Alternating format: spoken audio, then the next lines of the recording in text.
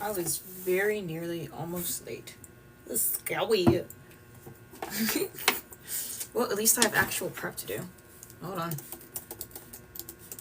Off. Well, I don't even have my laptop's not even logged in. Unbelievable. Don't throw a temper tantrum. Don't throw a temper tantrum. What's up?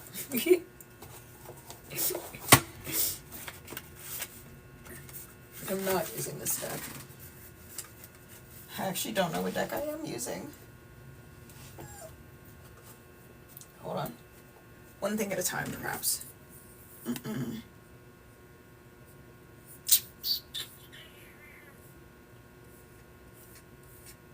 Oh my god, what do you mean you're updating Genius? Hello? Do you throw a temper tantrum? I was talking to my laptop because it died before I plugged it up to go on stream. And I forgot that I let it die. So I'm sitting here like logging into it and it's like absolutely having a temper tantrum because it's coming up from a full restart and doesn't want to open anything. Ugh. Sure. I still have my mouse from Sims yesterday.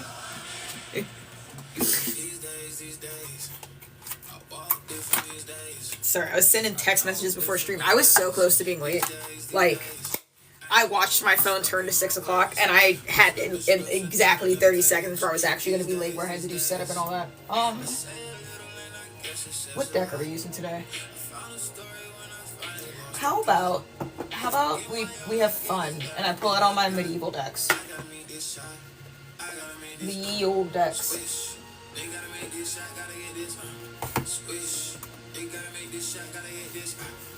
Use the Grail Tarot. By 1 minute? Yeah, I know. Magical Botanical does not count. I wanted to count, but it doesn't. Oh man, this is me finding out I have less medieval decks than I thought I did. Hold on. I know at least one of these is. It's a new deck you got. It hasn't arrived yet. I got the Wildwoods, because it was the cheapest one I could find, and also I've, known about that deck for ages and always had it on my list to purchase at some point. It's not what I would consider an ideal deck. It's a little bit too, washed out to be my ideal color palette, but I do, like it as a concept. Oh, there's the other one. Botticelli. The medieval of all my medieval decks. It wasn't important which one I got, just that I got a deck. And also I had to I have a credit card that I'm trying to pay off and not use while I pay it off. And so I did dip into that a little bit for like $18 for like shipping and junk like that as a business investment. I feel kind of guilty about that, but it is what it is. For having breakdowns like the one I was having the other day. I absolutely have to. I also talked a little bit. Sorry. I did talk a little bit about how I'm prototyping a fourth deck. So just to keep count, I have the Void Oracle, which is one I talk about all the time that you guys know of. Where are you at, Pookie? Well, it's closer, so I'm gonna grab the bigger version. Morgan's around. I was just texting Morgan. The big version. I have my Void Oracle, which is that one. I have the Hyperlexic, which is the little one.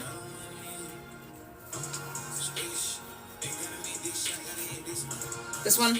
I have the Tarot that I'm working on right now that isn't named yet.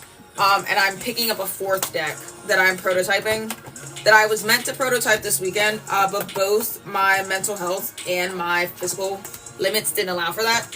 So I got 2 out of 3 of the prototype cards done. And I'll show you guys that when it's done. I'm trying to be like, what's the word? Restrictive? Not restrictive. Professional about my approach and actually let there be a lead up to stuff. I also just kind of don't want to show them off until they're done. And they're on my Patreon if you're really interested about it. My biggest fear is that I'm still prototyping, so I don't want anybody to get too attached to the concept of anything or the look of anything. And then assume, because for the first time ever, usually I use my prototypes. I'm not even using them. Like, anything that I prototype now will not be, like, an official card. They don't get redrawn. Because I'm just trying to make sure the concept works. Hi, lady. What's up? Do you want my eggnog? You've never smelled that before. You can smell some, just don't take any. Yeah, you can't have any. You can smell it, though. You lost interest in that pretty quick. I'm a little worried about her taking some, but I don't think Possum knows how to lick, like, forward. I've only ever seen her lick on the side. Oh, and she's gone. Can you have some? No! It's my last cup. I drank a whole gallon of Nog in, like, 2 days. I don't know why. It's really hitting. I think it's because I've been, like, cutting down on caffeine a little bit, and sugar, it's taking its place. Okay. We'll hop right in and do some tarot. Looking amazing, thank you. Is it time of the year for your Nog? Yeah. I take this, hold on, let me show you. I take this stuff, that I think is really neat. Hold on.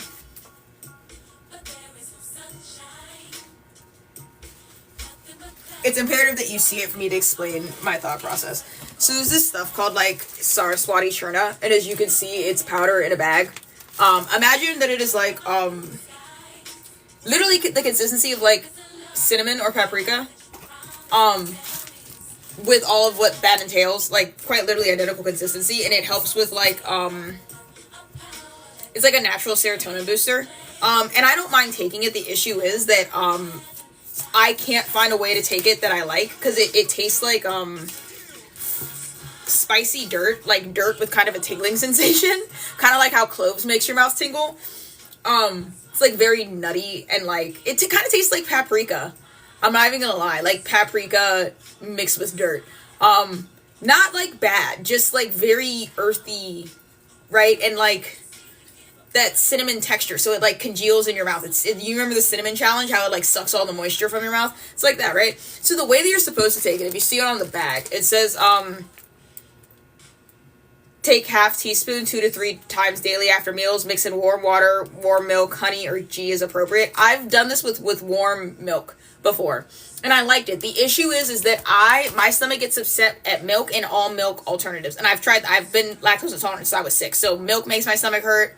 Oat milk makes my stomach hurt. Lactate milk, almond milk, coconut milk, they all upset my stomach. The only difference is that it takes, like, an hour to send me to the bathroom, versus milk will send me to the bathroom right away, right?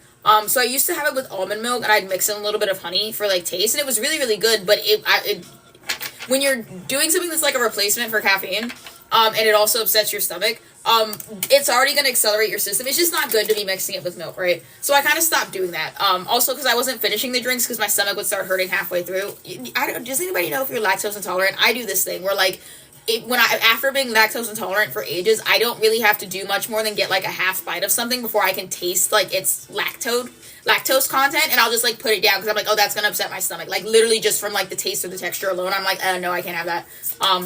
Without knowing if it has milk or cream in it at all. I refuse to mix it in water, because I'm not mixing cinnamon in water. Like, I know that it says it in the instructions. I'm not doing that. You can't convince me that that tastes good. At the worst, I think it would make, like, something that's very similar to, like, instant coffee, but, like, way worse. Do you know what I mean? And I all the instructions say you could mix it in warm water, and actually warm water with honey is the, like, traditional way. I'm not doing that. Like, you just can't. I don't need to taste it. I'm not doing it. Like, the concept of it upsets me. So I've been looking for stuff to mix it into, because it's a really good substitute. See, tea won't work either, because the water base is what I have issue with. Again, it's like cinnamon. So would you put a tablespoon of cinnamon in water and drink it, or would you put cinnamon in milk? Do you know what I mean? It's the same concept. Like, I'm not putting it in a cup of water regardless of the temperature of the water. I'm just not. I as a sensory thing, I'm not. So I've been looking for things to mix it with, and I went to Wawa the other day, and I got this golden coconut mango milk drink thing that didn't upset my stomach and was delicious. And I was like, I drank it, and the next day I remember that I had the Saraswati Churna, because I've been trying to find alternatives to, like, help me bridge the gaps in my caffeine, because a lot of my caffeine consumption is because I have ADHD, and it helps me a lot. But I'm trying to cut back from my anxiety. Anyways, this does lead to eggnog eventually. So I went back to Wawa. Like, I just had the day before, and then I was sitting down and thinking about it, and I was like, actually, I think that I could put some of this in that drink, and it would actually be fire. The drink was like a little bit too sweet anyways, and I think that that stuff would like cancel that and make it the perfect level. So I went to Wawa to get some, and you guys know how Wawa is. When they don't have some, they just don't have it. So it was just like off the menu. And I checked every possible like if you've been to Wawa, you know how their screens are, and you have to go through like 6 different options to get to anything. I checked every possible branch of options from the order menu. Wasn't there. So then I started walking around the store, and I was like, what the fuck else can I mix it with? I've also put it in coffee, and I think that putting it in coffee is a bad mix as well. Like I said, straight to the bathroom. Also, I'm trying to quit caffeine, so I can't put it in coffee. The only other thing that they had that might have worked was like a matcha, like an iced matcha drink. But again, I'm trying to cut back caffeine. I was trying very hard to avoid like getting something with caffeine. And I was walking around like mad as hell because I was like, if I can we like get a little bit of Japanese culture in this place? Because I feel like if I was in Japan, I'd be able to find like 18 milk plus drinks, drinks at any local convenience store. I don't understand why my only options are soda or water to mix like a powder in. That's like awful. And I got to the very back in the very corner, and I saw eggnog, and I was like, oh, that'll do. That'll do just nicely. I don't even like eggnog that much. I never have. It's not like I hate it, but it's not like I'm like, oh, it's eggnog season. It's just like I'll have a cup, and it's like a treat, and usually it's whatever. And I was like, that might upset my stomach, but at this point, like, there were also no other milk-based drinks in the whole menu. Like, I think I found the only one yesterday. Everything else was water-based, or the matcha milk drink thingy. So I was like, at least it's milk-based, at least it's not straight milk, it'll be fine. And I mixed some in. I don't have any in, this is just a clear one. But I mixed some in. It doesn't mix very well, to be honest. Like, it's straight up clumpy. It doesn't mix well. You have to sit there and stir it for like literally 10 minutes to get it to like dissolve.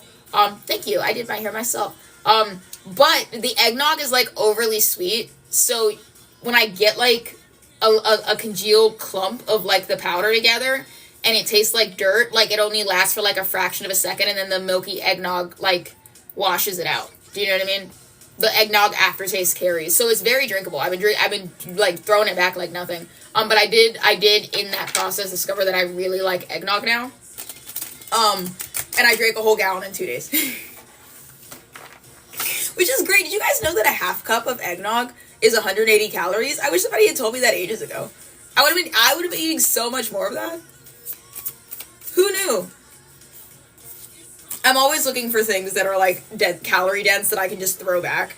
Because I'm just not good at eating like full meals or remembering to eat. That's so good. 'Tis the season for real. And it was $6 for like a whole gallon. Okay. You have 2 tarot questions. Let's go hard mode. Let's use the what is it? The Grail Tarot. This is one of my favorite decks of all time. It's just really dense to work with. Like it's got, I would actually say this is probably one of what I would consider an ideal tarot deck. It's just got a lot going on per card. Really great art. Like quite literal goals. People be hating on the nog. I look forward to it every year. Yeah. Oh my god, when I was like 23 and I found out you could put alcohol in eggnog, like so good. Thank you about the top. Mind you, I've learned to mix my own alcoholic eggnog because every time I buy eggnog from the store, it tastes like vodka, like straight vodka with a little bit of eggnog flavoring in it. Like I don't know what they're doing. I just want a little bit of spiked. And I don't understand why we're doing like heavy liquors. Why can't you put rum chata in the eggnog? I just don't know what's going on up there. Maybe I'm like weak. Do you know what I mean? I don't know why we're going straight for like heavy liquor. Put Malibu in it. Why is it so complicated? Rum chata and eggnog seem to be like a very compatible taste. Every time I've bought like alcoholic eggnog, it's left me fucking fighting for my life. Do you know what I mean? Like dying, and then right when I want to give up, there's a little bit of eggnog, like a little nugget of it, the flavor in there that makes me take another sip, after which I just suffer more. And I don't understand who's in charge of it. And it's always you, like, dying. And then there's, like, 2 men who recommended it to you. And they're like, Isn't this shit great? Because all they drink is fucking stouts, so they have no taste buds left. You know what I mean? I wish that a bitch that drank not martinis, a bitch that drank like margaritas, and like pink drinks, like fruity girly drinks, had recommended eggnog to me my first time, because she would have given me the good stuff. She would have hand mixed it with rum chata and a little bit of Malibu black,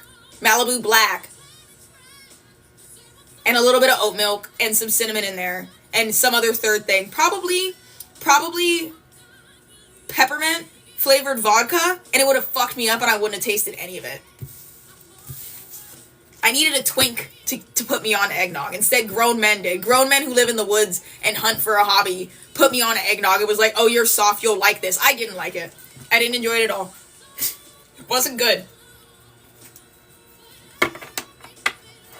And they thought that they'd just given me like the equivalent of cake. Okay, go off.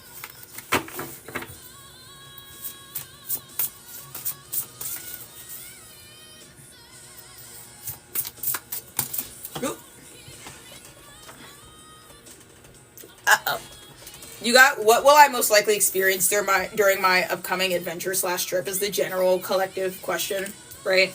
Bada bing, bada boom.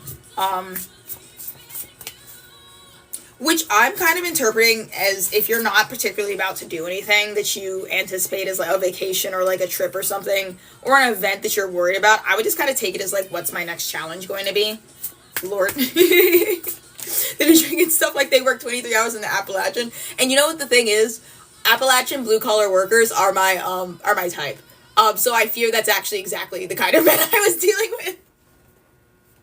Have we talked about this? I feel like I mentioned this on every live. The feral, primal... You know how, like, white people have, like, the cheerleader and the high school, like, football jock as, like, a core pairing? Or, like, the band kids and the art kids, like, go together? I would also like to present the blue-collar worker Appalachian with any crystal girly, any spiritual bitch, of any. It's so good.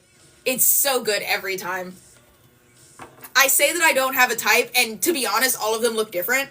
If they're not Appalachian, it's like the vibe of like white, like with a question mark of like, or like generally like racially ambiguous men who are construction, pest control.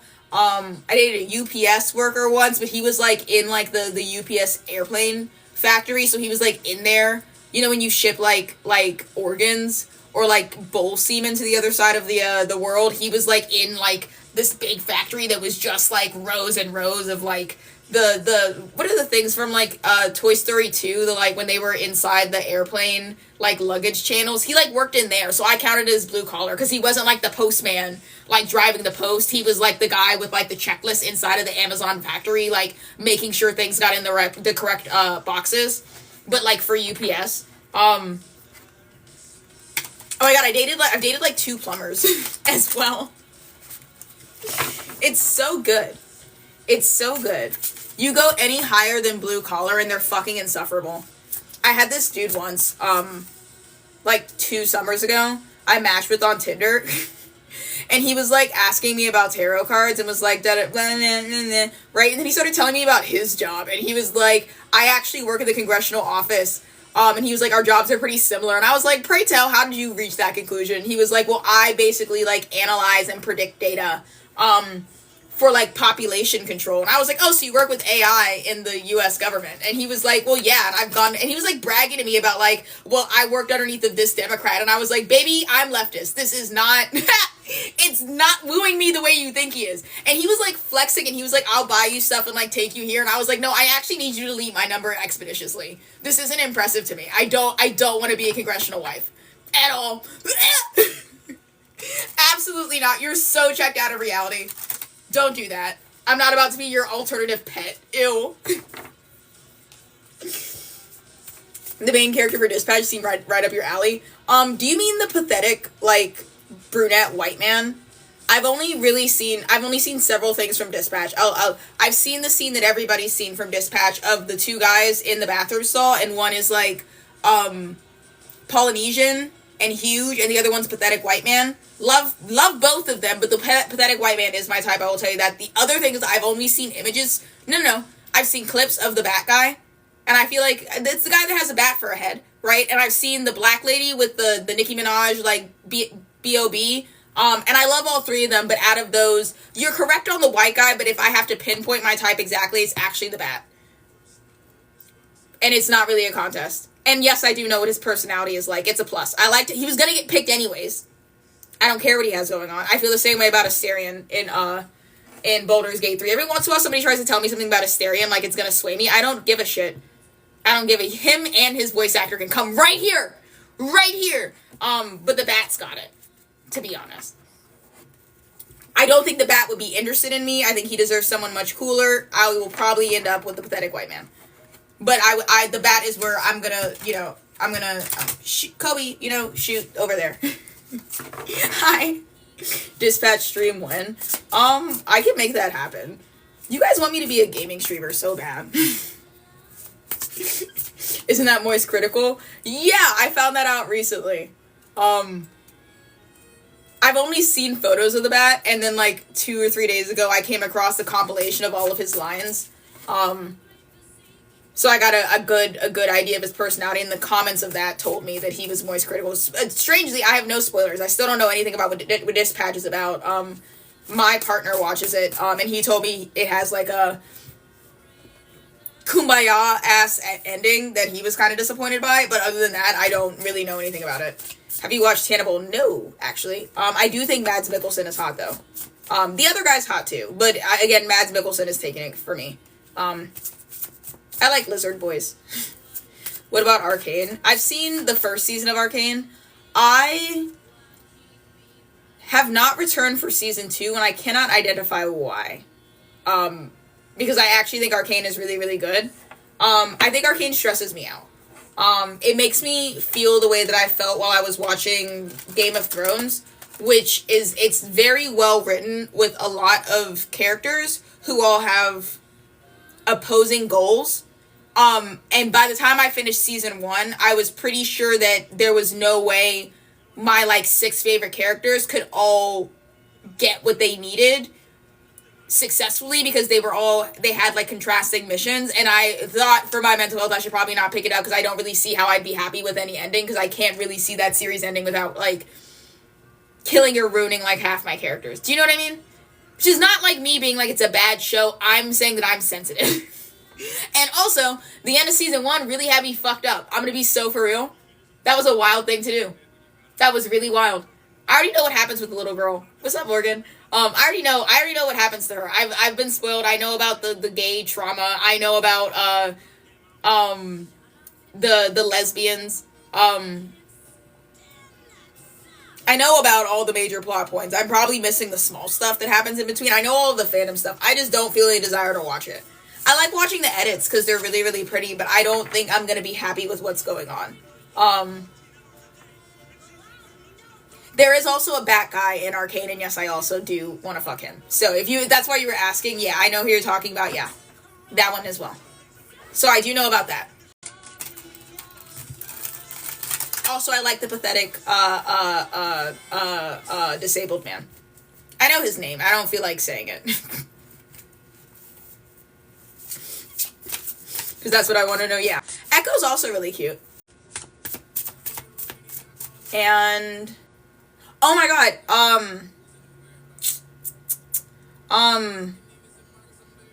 Jinx's adopted dad, whose name I cannot remember at this time. One of those things where somebody says his name, I'll know what they're talking about, but I can't remember it. He's really hot. He's really hot. He was hot anyways. And then they released that concept art with him younger. Young Silco could get it. Young Silco actually, mogs everybody else in the show for me. I'm not gonna lie. Those, 2 pieces of art, rewired my brain. He's so fine. He's so fine. He's so fine. He's so fine. He's so fine. He is. Everyone was really well behaved, Morgan. At least to my notice. I didn't see anything weird. Okay, we're actually gonna do tarot at this point. I'm gonna give you a song and everything. Um, hmm.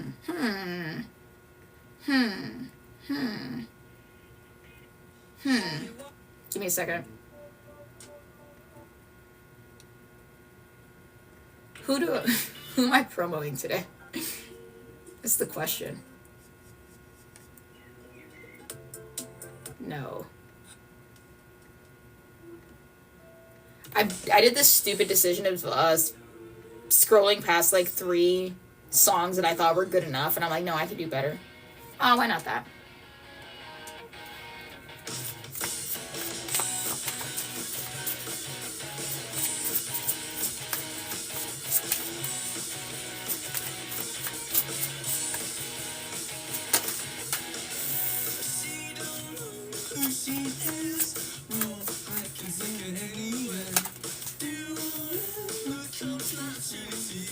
Oh, and I immediately fucking remembered why I don't like using this deck on stream. We got the Brother of Lances, the Lady of Lances, and the Master of Vessels. I do happen to know that Vessels is cups. I don't know what Lady, Brother, and Master is. I assume it's Brother is Knight, Lady is Queen, and Master is King, but I remember having trouble with this deck. Give me a second. Stones, swords. Lances is wands. But you would think it would be swords. It's not. It's wands. Give me a second. I really wish people would stop doing this. So it goes Lady of Lances, Master of Lances, Preceptor of Lances, then Brother of Lances, and then 1. So I think the Lady is actually the king in this case.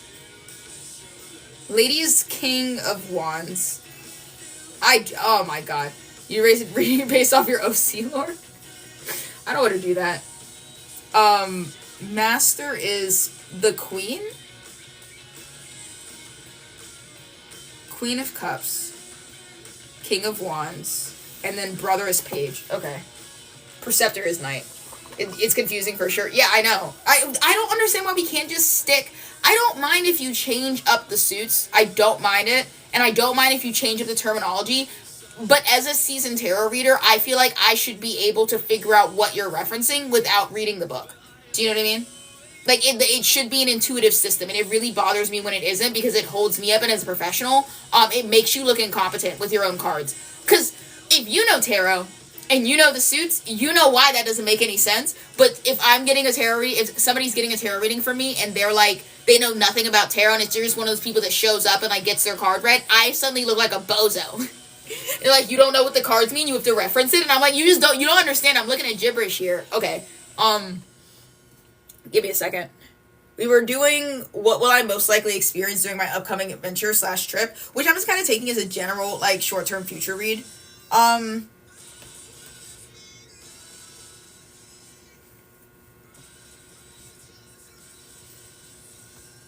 This looks like confusion to me, to be honest.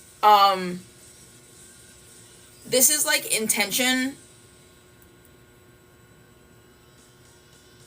to be of service or to help or be there for other people with uncertain confidence and minimal, a little bit of like desire energy to put your services forward. It kind of reminds me of the vibe of like, for example, I care a lot about Palestine and like I've cried to the videos before. I don't know if I am educated enough on the subject to be like talking about it. I want to do something, but this is like, I want to do something, but I'm not about to turn my entire account into a pro-Palestine account. Do you know what I mean? Like, to just give you an example of like how I could apply this is like, it's like I want to do something. I'm not willing to do too much. With the Queen of Cups on the table, you may also realize it is really not your job to hold this person's hand. You're really sitting here as very emotionally intelligent. It's not your job to like assist or fix this problem. From like the dual side of like, oh, it's a lot. You may have a habit of over-investing yourself in other people's lives when you feel out of control of your own, because it makes you feel like if I can help this, like, if I feel like my life's out of control and I can't do anything, I can be fulfilled by fixing somebody else's life. to validate myself, instead of like maybe your problems are actually like very like workable.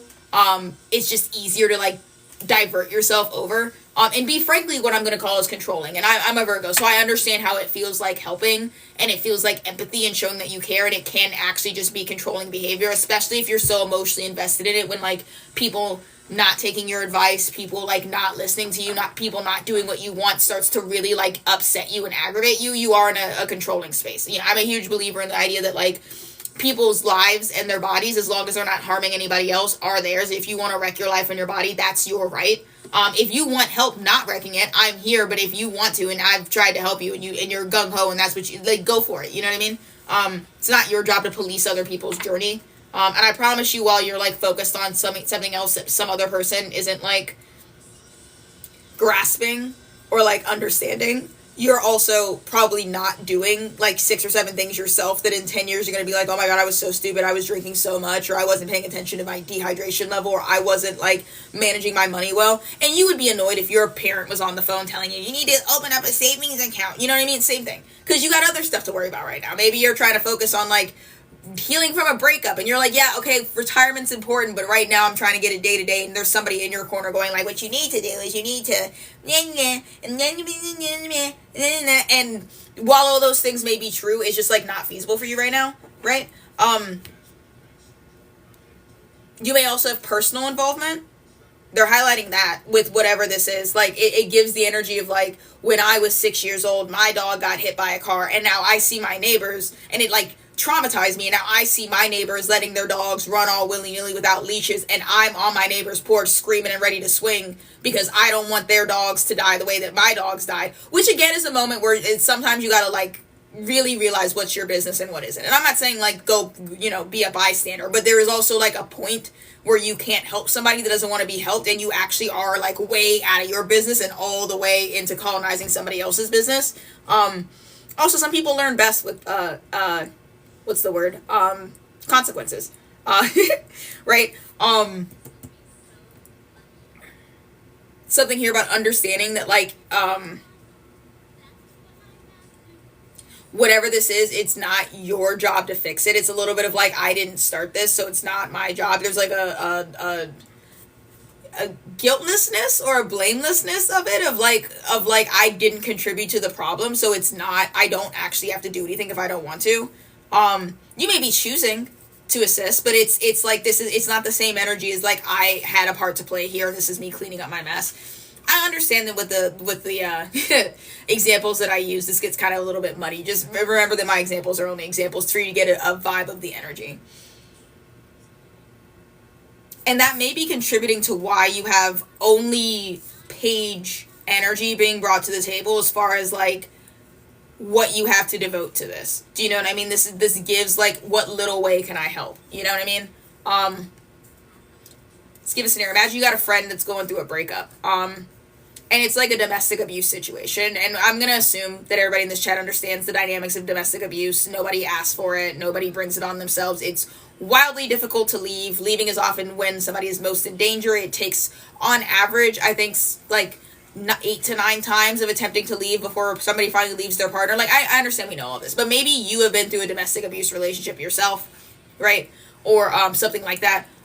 You went through it, you got yourself out of it, you've been doing really well, now your friend's in an abusive relationship, and maybe talking to them about it all the time is like triggering to you, you know what I mean? Like, all they do is talk about their boyfriend and make excuses for them, and it brings you back to a place that you don't like to be, in some place that you can maybe recognize isn't good for you to be like broadcasting the domestic violence like talk show on in your social life like 24/7. This friend calls you all the time, they ask you for stuff. So this is like, I have empathy for you, I get it. I want to jump in here and I want to fight your ex for you, but I've been here and I know that like, if I box him, that's not gonna like do anything for you except get him to start campaigning to like cut me out as a friend. You know what I mean? He's gonna isolate you, or he's gonna take it out on you later because you told me this stuff. You know, there's like something about like, I can't super duper help. This is maybe even like I don't know if it's helpful for me with these two together to sit and let you vent about this, because there's maybe something about like, you want to be helpful, but like maybe this person or this situation is using you as an earpiece to like like maybe they're frustrated with their situation, and when they get frustrated, the energy that they may use to change their situation, they instead go to you and they talk about it and they rage about it, and then all of that like anger leaves their system, and then they're fine staying in the situation because they use you as kind of like an emotional springboard, right? So you're like, I don't even know if me like letting you like passively letting you vent is good, because then I feel like you get it out of your system by venting. But this is weird because it's in like it's horizontal, as if like you don't know really how you feel about this. It's interesting because I feel like a professional might say, like, if your friend's going through a dark place or they're going through something, or your coworkers are struggling and you don't have the spoons to like fix the problem, being there as emotional support could be helpful. And I have you here being like, I don't really know if emotional support is it. And then this is like, I would like to do something though. I would just like to do something that's actually helpful. Maybe not something that like keeps the status quo going. Just interesting. But this is a short term like reading, so really all that does is establish like the emotional backdrop we're working with, is that like you will feel confused and conflicted about how to proceed forward. The only thing you seem to be clear on is that you don't have a lot of energy or resources to devote to whatever this thing is. You're like, I can do something, you know. I can't be here for the whole shebang. You can't stay at my place. You can't bring your kids here. But I will come to your house and like help you pack if you're planning on leaving. Like, I'll be the second car. I'll help you pack. We can put the stuff in the car and I'll drive you to your new house and check in with you. But you can't, my house isn't a safe place you can come to. You know what I mean? But again, it's showing up as the Queen of Cups. So I really do feel like this is healthy. It's really interesting to me that a lot of this, as I'm saying it, I'm tagging it in my brain as like emotional distance is like, well, I empathize with you, but like it's not my problem. But that's showing up as healthy for you. In this one case, like it's showing up as like emotional maturity, or maybe just like it may be one of those cases where your cup is pretty empty and you've learned that no matter how much you want to like be Mother Teresa, you can't really do anything when your own cup is empty. Do you know what I mean? Fist fighting your Wi-Fi. Oh no.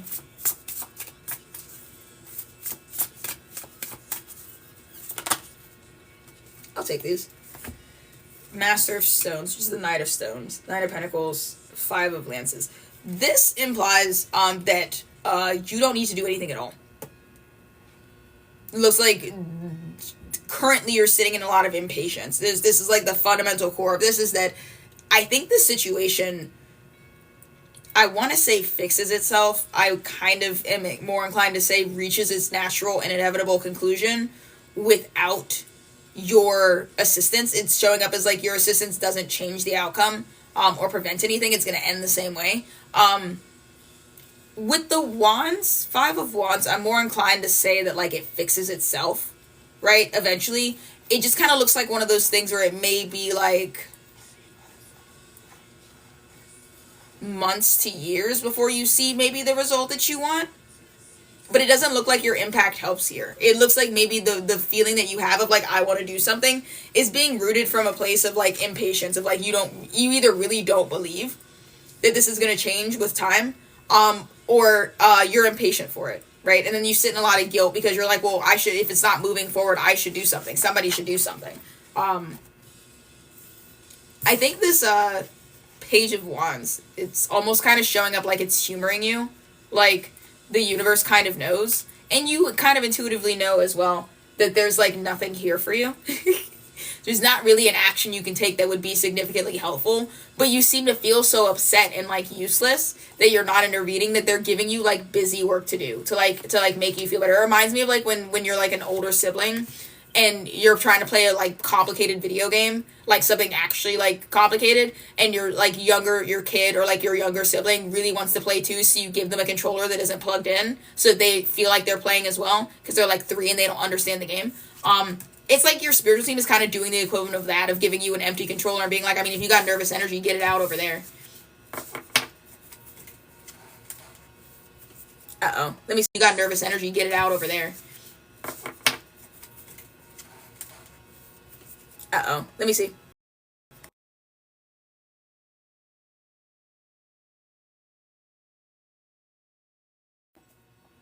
That might have fixed it. I'll give it a second.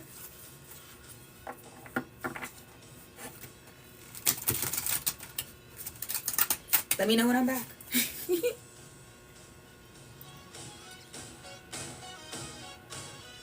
Thanks for the empty controller. You buff for a second. I turned off my, I have Wi-Fi and also cellular data, and I live in, like, a pretty low cellular data area. So sometimes, like, my phone always wants to use cell data over Wi-Fi. So when I notice that my Wi-Fi is full and my cell data is low and I'm having, like, connection issues, I turn the cellular data off and we just go straight to Wi-Fi.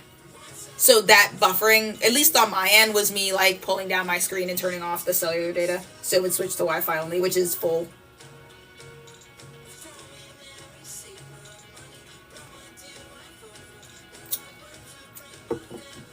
I think Morgan specifically might be having issues. Hold on. I'm gonna dig in that a little bit longer. I can't imagine it going well, because I can't imagine my deck really liking me poking in a whole reading that I just said was none of your business. Give me a second.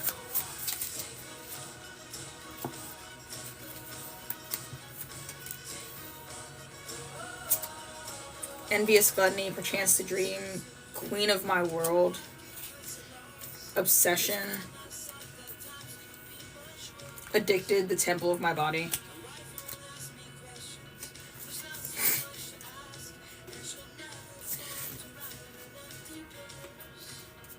I think this has to do with health for a lot of you, mental or physical. And it's showing up with envious gluttony and obsession with addicted in the temple of my body. It's something like a failure to regulate yourself.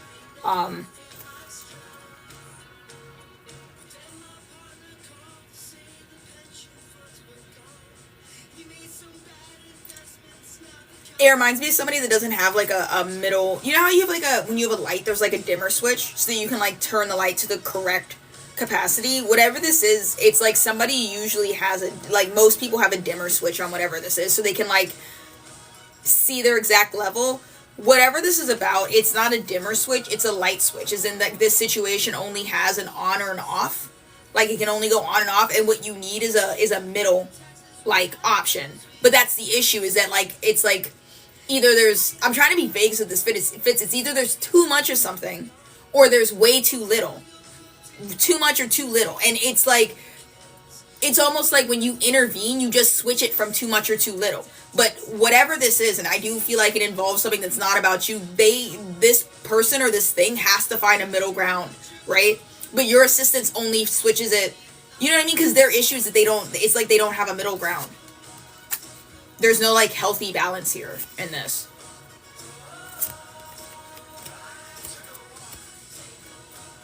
There also might be a little bit of codependency here, which would explain a little bit of, like, don't help it, because it's like somebody can only regulate themselves, kind of. Not even really, because I was going to say they can only regulate themselves when you intervene, but I don't think that regulates it. I think that just switches it the other way, like to the other extreme when you intervene. It's like, it's quite literally like a personal problem. This reminds me of, and I have addiction, so it reminds me of, like, when somebody has, like, okay, I'll share something with you guys. I used to smoke a lot, and there's no shame for smokers, like, no guilt whatsoever. I don't give a shit. I used to smoke a lot, and my root cause for smoking was, relationship trauma. I was using it as self-harm. Right? And what that usually led to is that when I was in a happy relationship, for the duration of that relationship, I found it very easy to quit smoking. Right?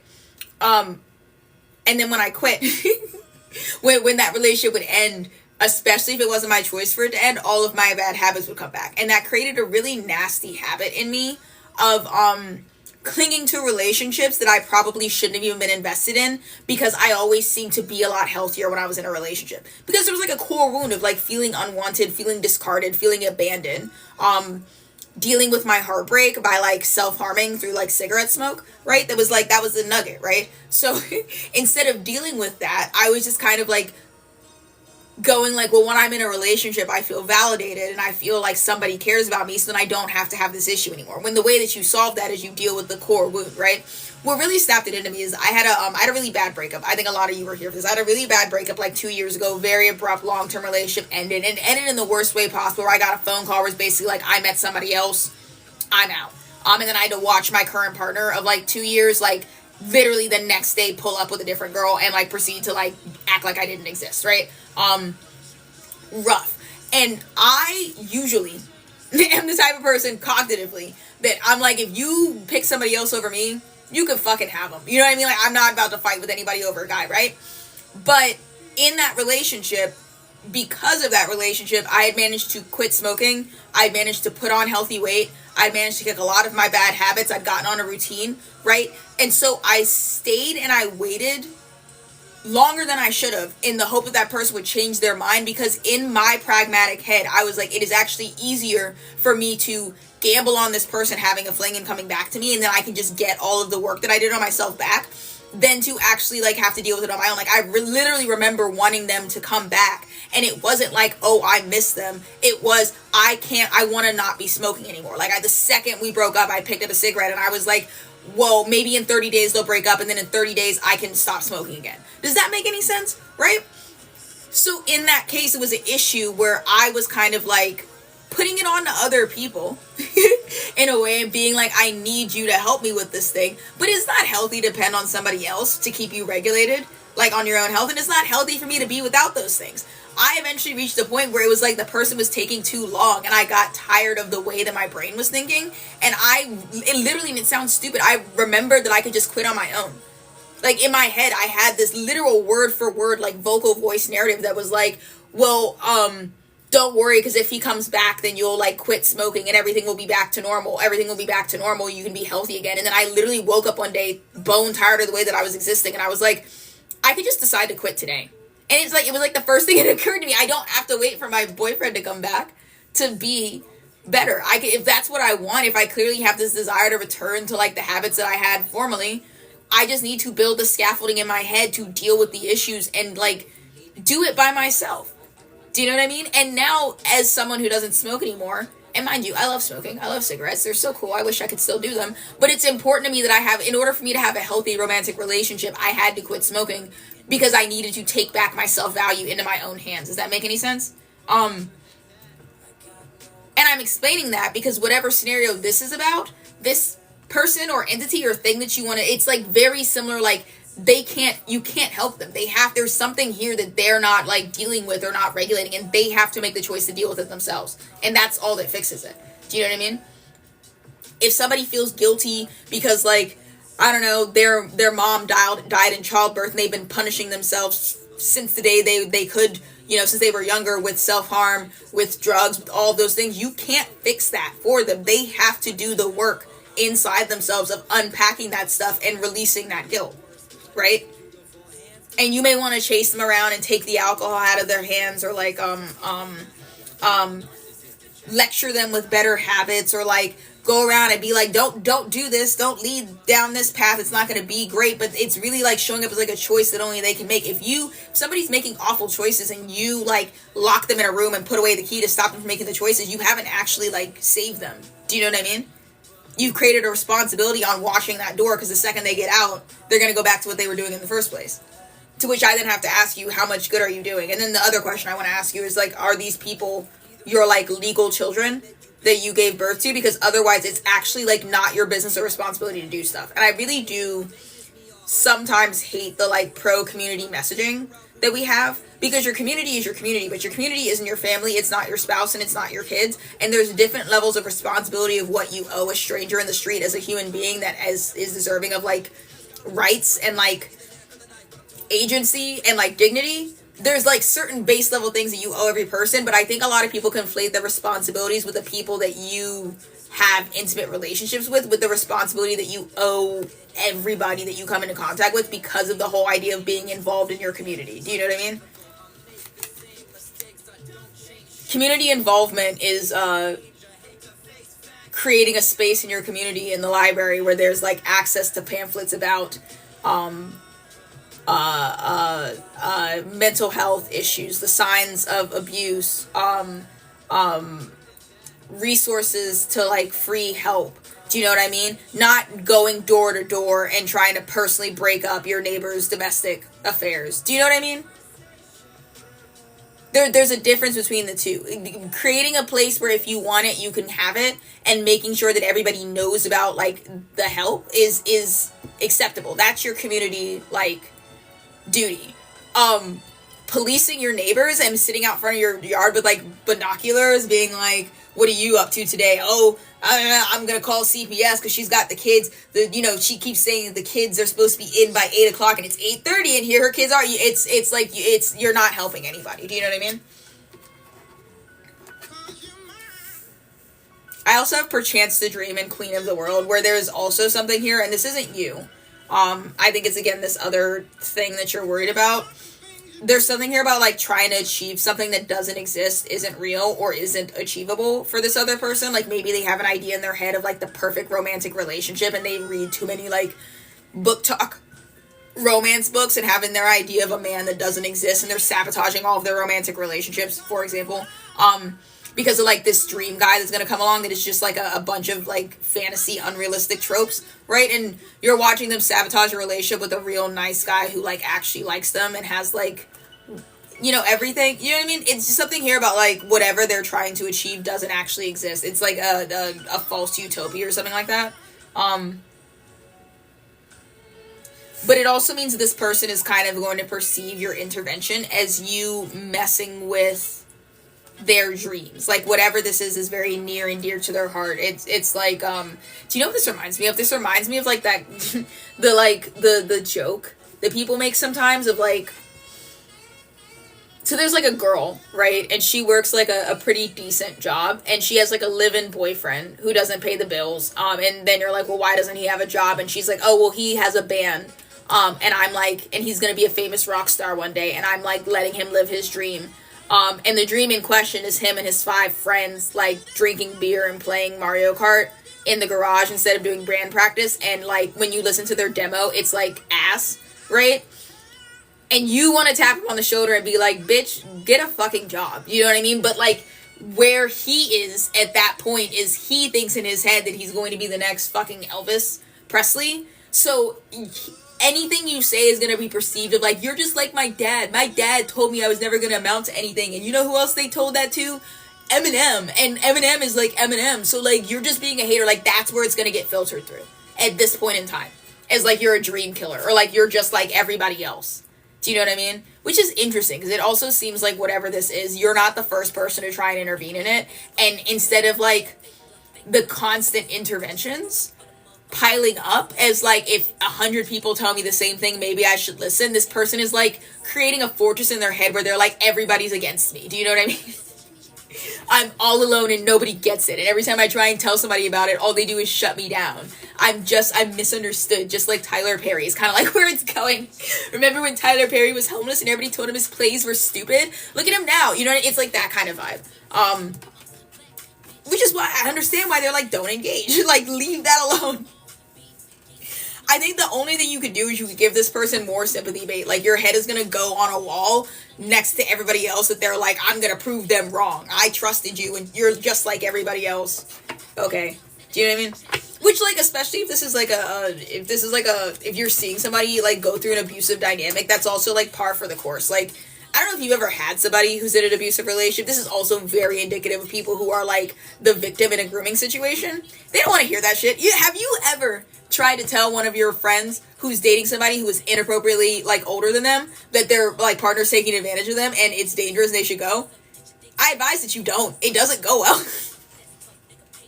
It doesn't go well. It never goes well.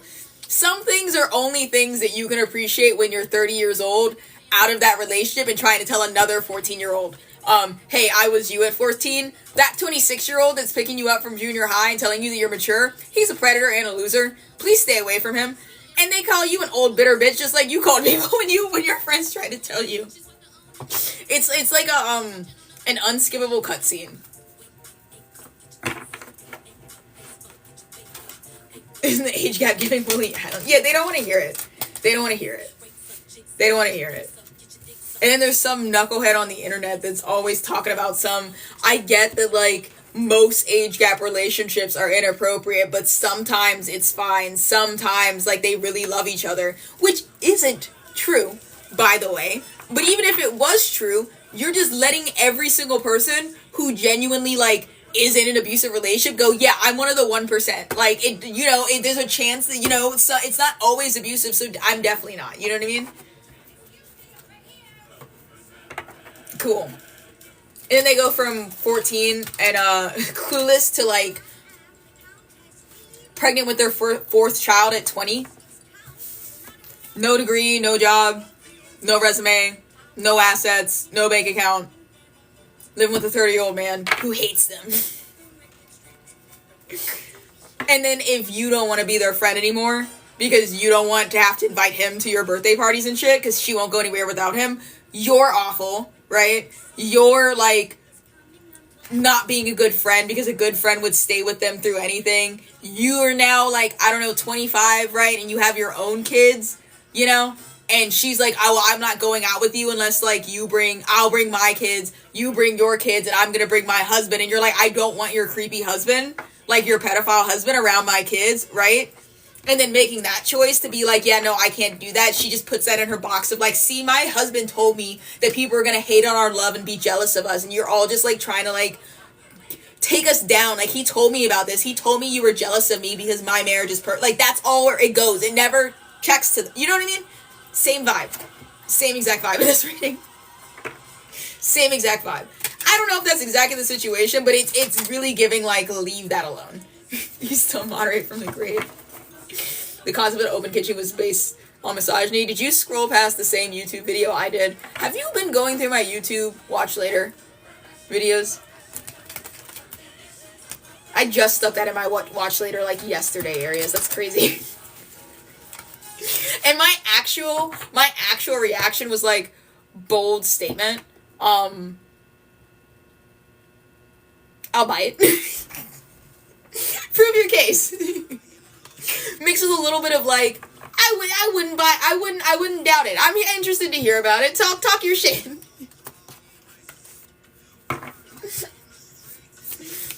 I will warn you all, I'm gonna start a rumor era. I'm not interested in fact-checking things anymore. Not if they're fun. I'm just not. We also have career and finances is the next one. Gossip phase. Yeah.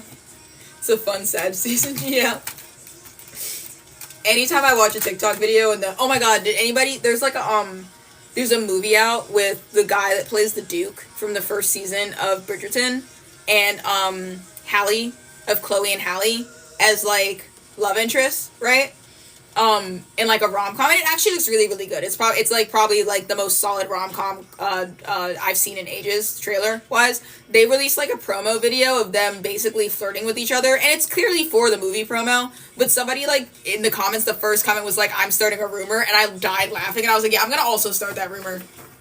I am. I'm just gonna start telling people that they slept together on set and they're dating secretly.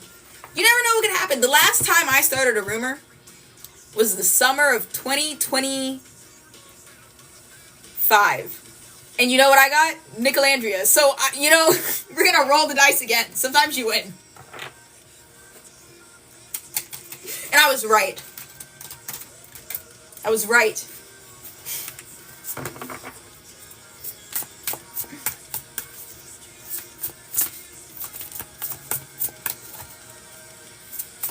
Which reminds me, I have Nicolandria drama, but I don't feel like going into it. Just know that I have some. I'll spill it eventually. Let me know what information to spread. I don't care for facts when there's fun. I spread rumors about Trump all the time.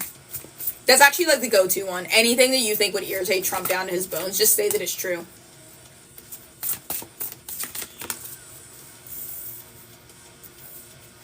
And I don't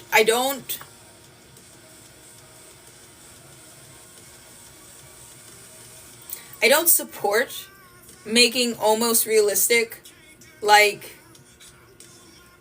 indecipherable fake news articles to prove the rumors.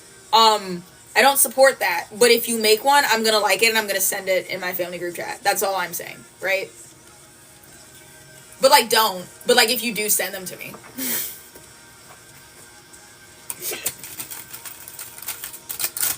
Do you know what I mean? Like, if you happen to have them.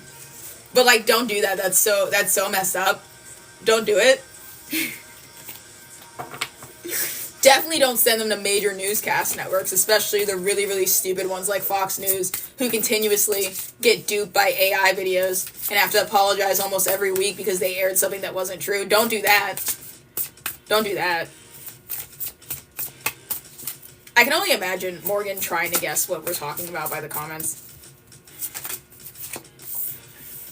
Oh, I like this song.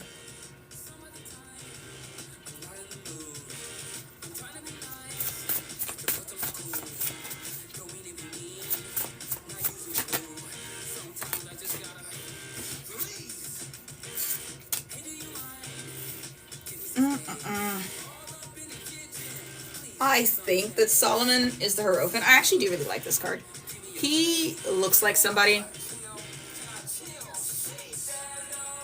Saruman from Lord of the Rings. You see it? Dead Ringer. And the Commandery. I cannot remember. I want to say it's the Tower. You would think that at this point in my life I would know the major arcana just by their numbers, but I don't. Why am I doing that? Let me pick a regular tarot book and read that one instead.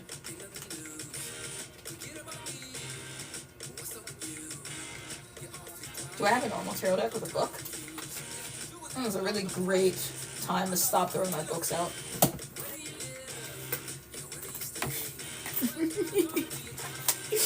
I love how Aries is doing closed captioning.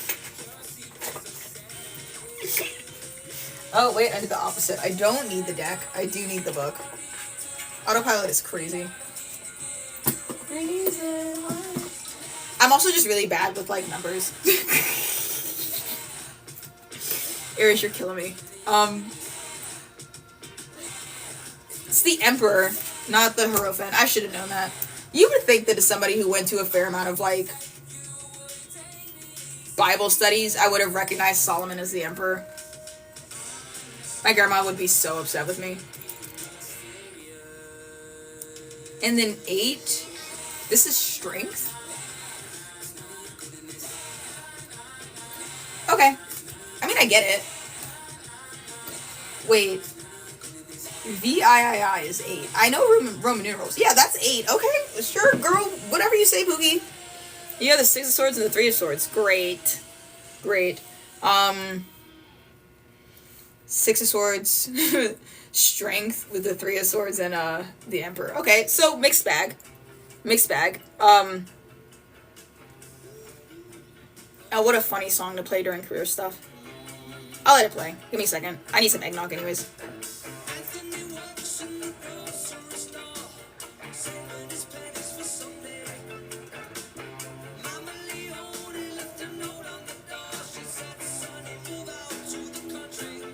Oh.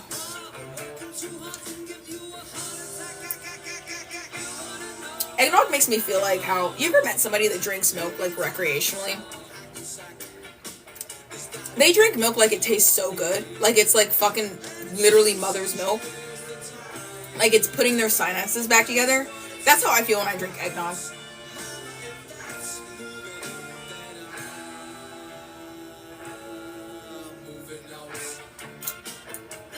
Sigh and side-eye, except your fake card. Yeah. What you gonna do? I think you keep meeting people with milk allergies because much like all mammals are like nervous, our digestive systems are designed to like digest milk, especially not non-human milk, after like a certain age, and then we just keep drinking it for, I was gonna say for some reason. The reason is that we have a lot of cows and the farming industry wanted to sell us another product, so they told us that milk was a great source of calcium and that everybody's calcium deficient to make you buy a product that you don't need that you're probably allergic to.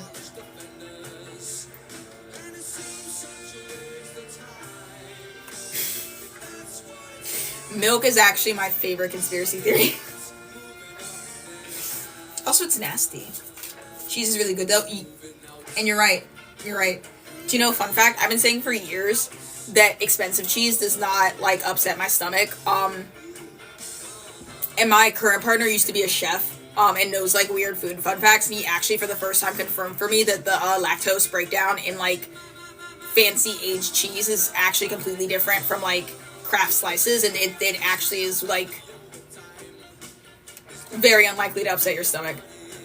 Because for years, like, one craft cheese slice would send me running to the bathroom, but I could eat, like, literally an entire wheel of brie by myself, and I have before. And I thought that my mom, like, straight up thought that I was just faking. She was like, you have expensive taste, like, all this, your stomach only hurts when it's, like, cheap food. Turns out I was onto something.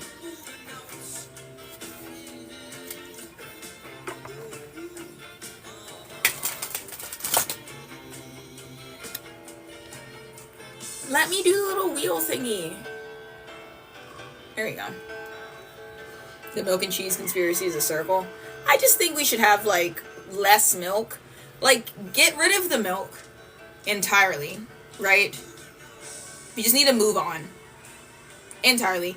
Maybe coconut milk, if you could find a way to, like, empower the countries that naturally have coconuts. Maybe a little bit for cooking, right? But, like, not like, to the degree that it is. And then spend the rest of that milk making more cheeses for me to eat. Because I actually don't feel like we have enough subgroups of cheese. And I think that America is severely lacking in the cheese production. Why are we letting France dog walk us like that? I don't understand. We have all the cows. What's good? I want flaming hot Cheeto cheese. Starburst surprise cheese with, like, little, like, fizzy poppers inside of it. I don't, get it moving! What's so hard about that? Or you're cool and dry sometimes? Why not? That's what I'm saying. Can I get cheese with, like, little bits of chicken wings in it? You know what I mean? Dinosaur nuggets filled with aged cheese. Is it so hard? Zero business with Tank, which I think could lead to better breakfast foods? Yeah. You guys are out of K's. You can't just keep making cheese. Ivy, is this how I learned that you're not rooted in the U.S.?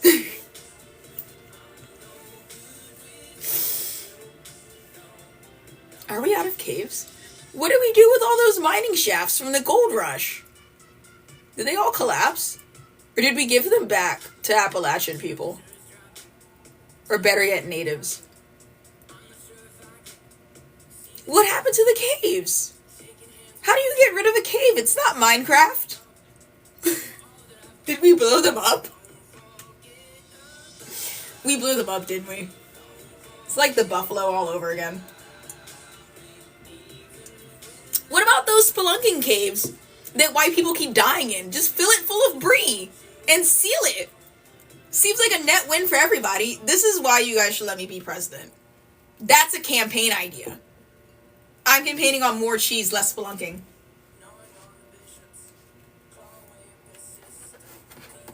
I bet the bacteria, the stalactite bacteria, would make some really interesting cheese. That's all I'm saying. What if it gets stuck? Then you have a cave full of cheese. What's the issue? It's still a novelty. Now you have a tourist menu that nobody can die in because all the places you could die are filled with cheese. Or, if you want a spelunk, you gotta eat all the cheese. This seems fine to me. This seems fine. You plug the coals with cheese, and then you invite white people in, and you go, if you want a spelunk, you gotta eat all of the brie out of there first. And they go home with a full stomach, you charge them $800, and you make more cheese, and you put it back in the hole. And then one day there will be a man that takes that $800 and eats the entire cave full of cheese, and then we'll be back to spelunking until I put cheese in them again. And we'll have a legend, and his face can go on a plaque. We'll put a statue of him in Washington, D.C. or something. You're not, might be good for the bats. How about we make artificial caves for the bats as well? Like, we could build, like, greenhouses, but for bats, so that I could go and I could pet them.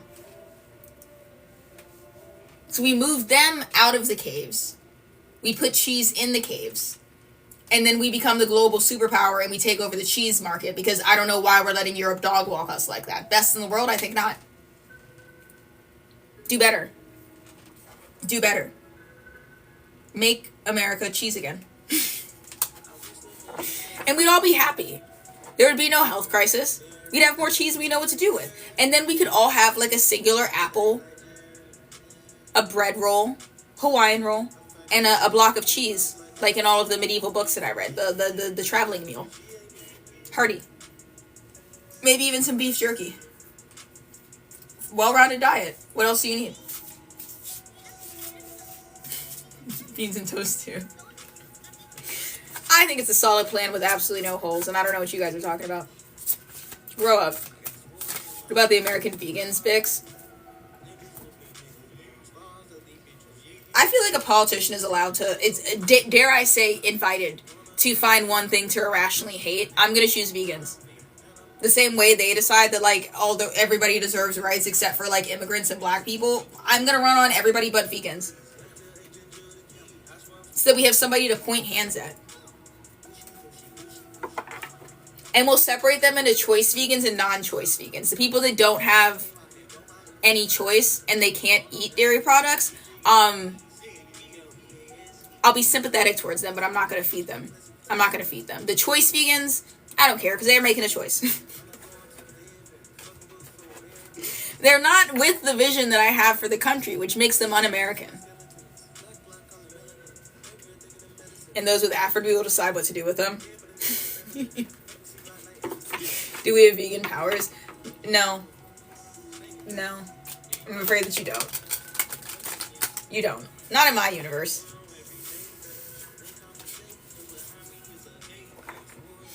They don't have to eat meat, but they do have to not eat meat in front of me. Yeah, not over my salad. Absolutely not. Why do you care so much? Grow up. And it's not personal vegans. I just need a scapegoat. And I felt like an entire pool of like 20 to 30-year-old bisexual nepo babies was a fair game. You know what I mean? If you can afford to be vegan, you can afford not to be. I'm not that worried about it. Grow up.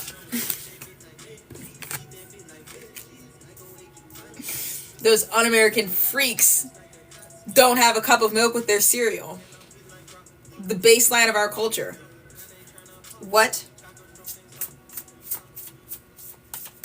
You can't even make American cuisine without dairy products. Un-American. How are you going to make mac and cheese? They're worse than immigrants, really. At least immigrants use cheese. I gotta stop. They're going to ban me. Good thing Morgan can't hear this.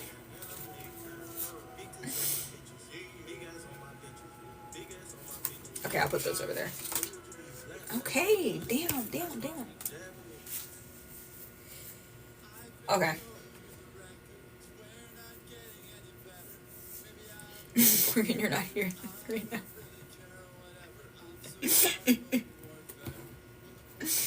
I want a big card.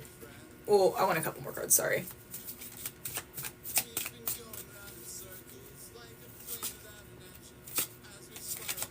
Bro's getting banned.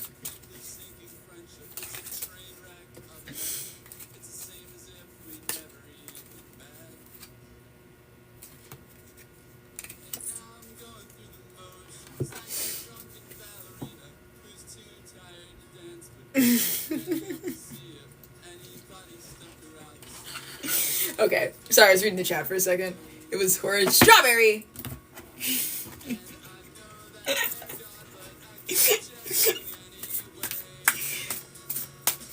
You're gonna make Morgan ban me.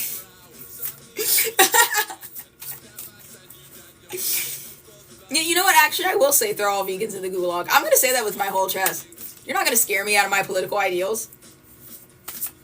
I hate to validate you because Morgan's absolutely gonna think that's something you made up. I'm actually co-signing that one.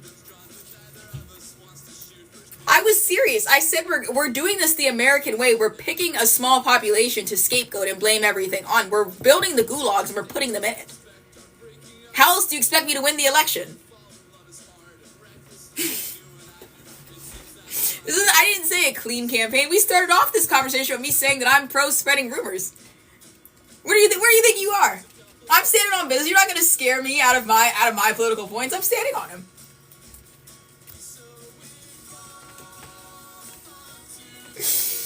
Yeah. You know what? I feel like Fox News clipping my shit would actually do wonders for my career. I'd probably get on SNL. I don't want to be on SNL. That actually, I would... I have way too much social anxiety for that. Also, I don't think I'm funny enough, to be honest. I can only be situationally funny. I can't read a script. Okay, hold on.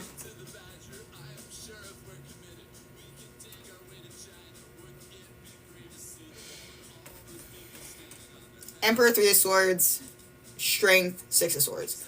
Not looking good. Not looking good. With career and finances, I'm interpreting, this Emperor and 3 of Swords as maybe you being forced to take on a career approach that you kind of find unsavory. Not necessarily like actually bad, but kind of what you personally subjectively view as what I want to kind of say selling out, or like something you don't really want to do, or kind of having to make a compromise somewhere. It's a small compromise. I see you taking it kind of harshly though. Like it's small technically. You're on kind of one about this. If you don't know what this is, you're gonna be on one when you find out about it. It's really gonna feel like you're like killing yourself. It reminds me about how like a lot of the reasons why I yeah, I'm on timeout. The only one of the reasons why I make tarot decks is because I really like very intense like detailed art decks like this, and I noticed that like they're not really as popular. More people favor kind of this style where it's simple colors and like flat shading, just because it's easier and faster to produce, right? But the reason why I got into making decks, for example, I'll tell you a personal story, is because I would like less decks like this and more that kind of like look like this, if that makes any sense. So then every once in a while I have to take on like a side project, or I have to like make art that isn't really me working at 100%. It's like me intentionally simplifying something or making something that's like not as intensive. Really great comparison. Hold on, let me get a better card. This is like what I'm capable of, right? But I also made these cards. This is another one of my decks, right? And this hurts my pride because I feel like if I'm not giving 300% to a project, I'm like not being respectful to myself as an artist, but that like isn't true. Does that make any sense? You guys are so funny.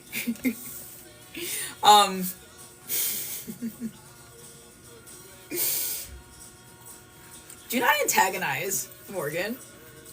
Wait, hold on.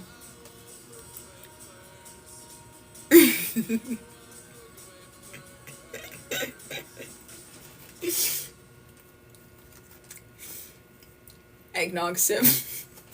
You're lying. I did not take a sip of eggnog. What am I saying?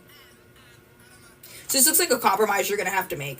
Everything else I have over here with the 4 of Swords, 6 of Swords, and Strength is like, don't panic. It's kind of like you need to like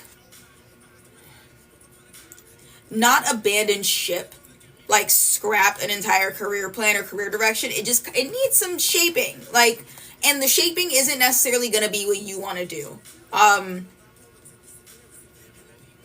This is bringing me to mind of like somebody who's like maybe you're an artist, like a musician, and you're writing like a breakup album or whatever, like an album dedicated to your dead father, and it's like very like personal to you, but it's just not working, and so you like hire like somebody to be a musical consultant or like to help you with like the music or the lyrics, and they are like, I know you really like this lyric, but it's dragging the whole song down. I understand it's sentimental and it's like a direct quote from your dad's funeral, but it's not good rhyming, and it's not a good hook for the song. So if you want this to like be a successful song, you have to take that part out. And that's like the level that I'm talking about, is you're kind of sitting here like, I don't want to have to do that. And they're like, well, if you would just do that one thing that you don't want to do, it would kind of like make everything flow a lot smoother. Does that make any sense?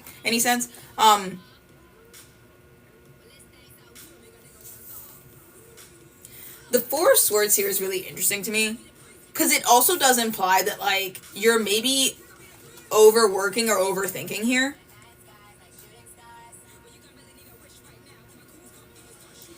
again, I keep getting the feeling that you're being given a not plugged in controller here. Oh, don't worry, I got you. Sorry. We'll take a, You're so right.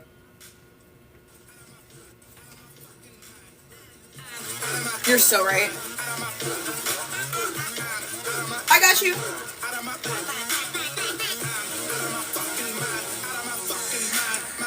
What's your name, B.O.B., so they calling you Bob? You're so right. Stop playing, nigga, you don't even know for the Bob. Couple hit songs, got you thinking you a hard throb.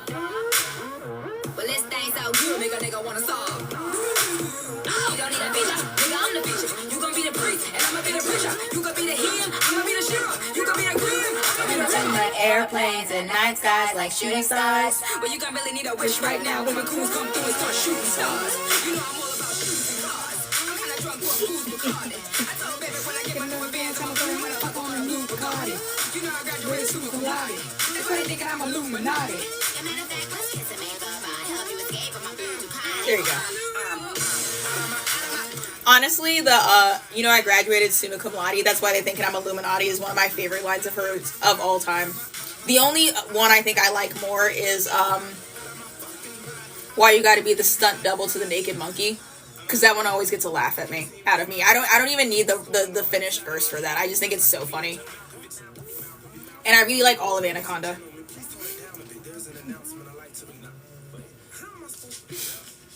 Next to Monsterverse, she owned the song, yeah.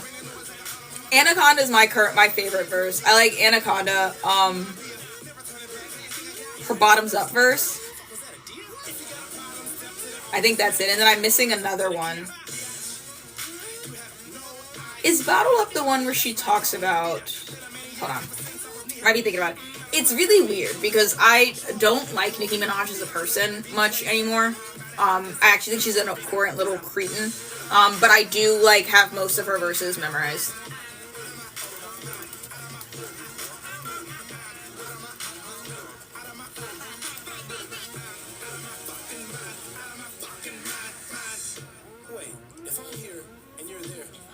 Yeah, I think Bottoms Up is probably my favorite, to be honest.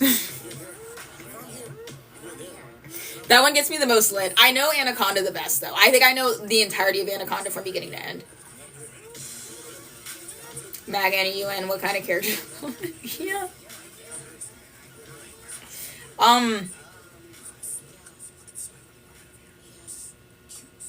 What I can say is that, racism, I think, really did a number on Black women, and the desire to not be a single mother, and to be chosen by a man.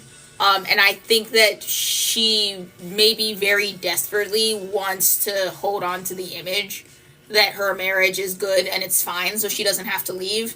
And I think the cognitive dissonance that creates is making her compromise a lot of other, companionship views that would kind of distort that, if that makes any sense. It's easier to shove yourself, in a box and go, everything I'm doing is fine, and actually maybe I need to rethink my values if I'm being questioned about them, than it is to actually, question those values. She reminds me of, to be nasty, and I haven't ever seen Precious. I won't watch it, at least not yet. I'm not emotionally strong enough, but I have seen the scene in Precious where the, social worker talks to the mother and is like, you let your child get abused, and the mother starts crying and is like, what was I supposed to do? He was supposed to love me, and my daughter took him from me. And you understand how messed up her brain is. That scene always reminds me of Nicki Minaj, and the way that I perceive her when other people can't really understand the way that she defends her husband and his allegations and won't leave that marriage. She reminds me a lot of that mentality. Of, he's supposed to love me. You know what I mean? Nicki Minaj has also always had issues. She really does have, a core issue with, other women that I think was always there, and we didn't really have to, address because there were no other prolific women rappers in her space. And I don't think that she's getting worse as she gets older. I think that now she's having to share the space. I think she took a lot of pride in being the most successful female rapper when there really weren't any other female rappers, right? And at the time, I think that we thought that was coming from a place of it's really hard for a woman to make it in this industry, right? So because it's so difficult, I'm so proud that I made it, and that's an accomplishment nobody's going to be able to take away from me because I like absolutely like worked for it. And then as other women started to accomplish, it became very apparent that she really just liked being the only girl in the room. Yeah, the only girl in the all boys club, pretty much exactly. Precisely that. Hold on. Precisely that. Hold on, let me check.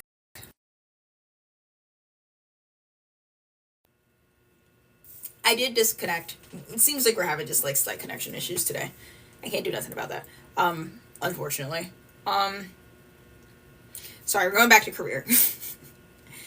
This also feels like they're giving you like a PlayStation controller that isn't like plugged in for you to play the game, because I actually don't. This is like an acknowledgement that you're maybe not in a situation that's great. Like there's definitely something wrong here. But then with Strength and the Six of Swords, these are the two cards that are like, don't worry about it. It's fine. Like it either doesn't matter. It'll pass. That other situation had like the Five of Wands. The Five of Wands, I would say, is like less encouraging. Five of Wands is like, it does, even if it's mess, it's not really significant mess. These two, Six of Swords and like Strength, they're like, oh no, it's gonna be all fine. Like, don't even worry about it. Four of Swords. You are what you see in others. Whining in action is a brilliant alternative to violence.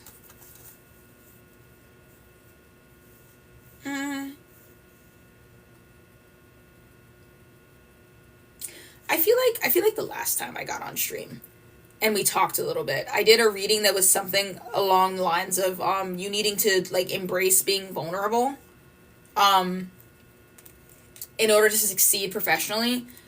Same flavor here, but it's more like embrace being controversial as well, as if we're like collecting infinity stones. It's the second one is like be vulnerable, and this one is like make hoes mad. You know, those things that you kind of want to like do and say that you're not wanting to do or say because you think that like it's gonna materialize somebody in front of you that's like, well, I disagree. You know what I mean?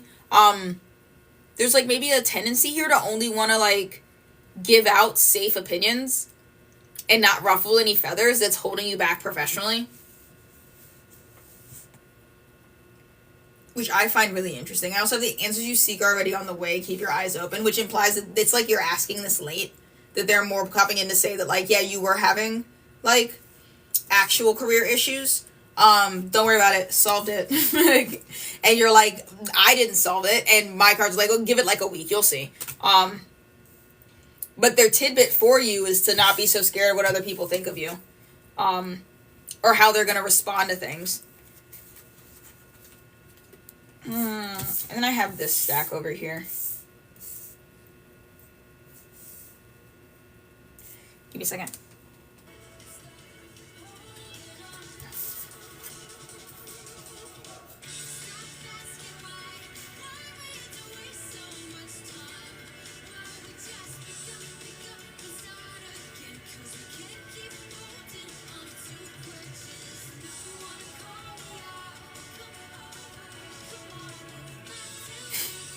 This reminded me of Oregon Trail.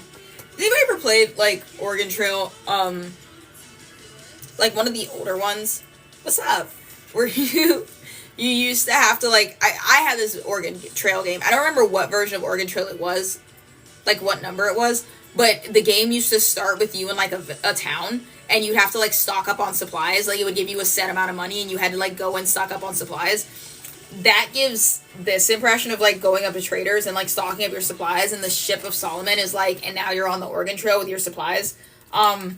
And then we skip ahead to the Restoration, which is like, well, you won, you got it, you settled the land.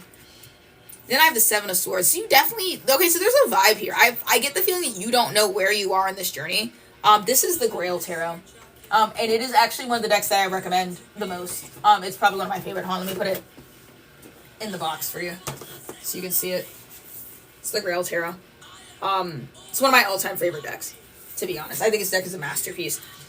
I get the feeling you don't know where you are on this journey, first of all. You don't know if you're buying supplies, you don't know if you're on your way, you don't know if you've already arrived and this is as high as you go and you need to kind of just like chill out and like stop chasing more when you already have enough, right? And then the second part is that it's when it comes to like you being here or getting here to this place where you already have everything that you need, right? With the Seven of Swords reverse, you either are here and you don't believe it. You're like, and it's not showing up as like,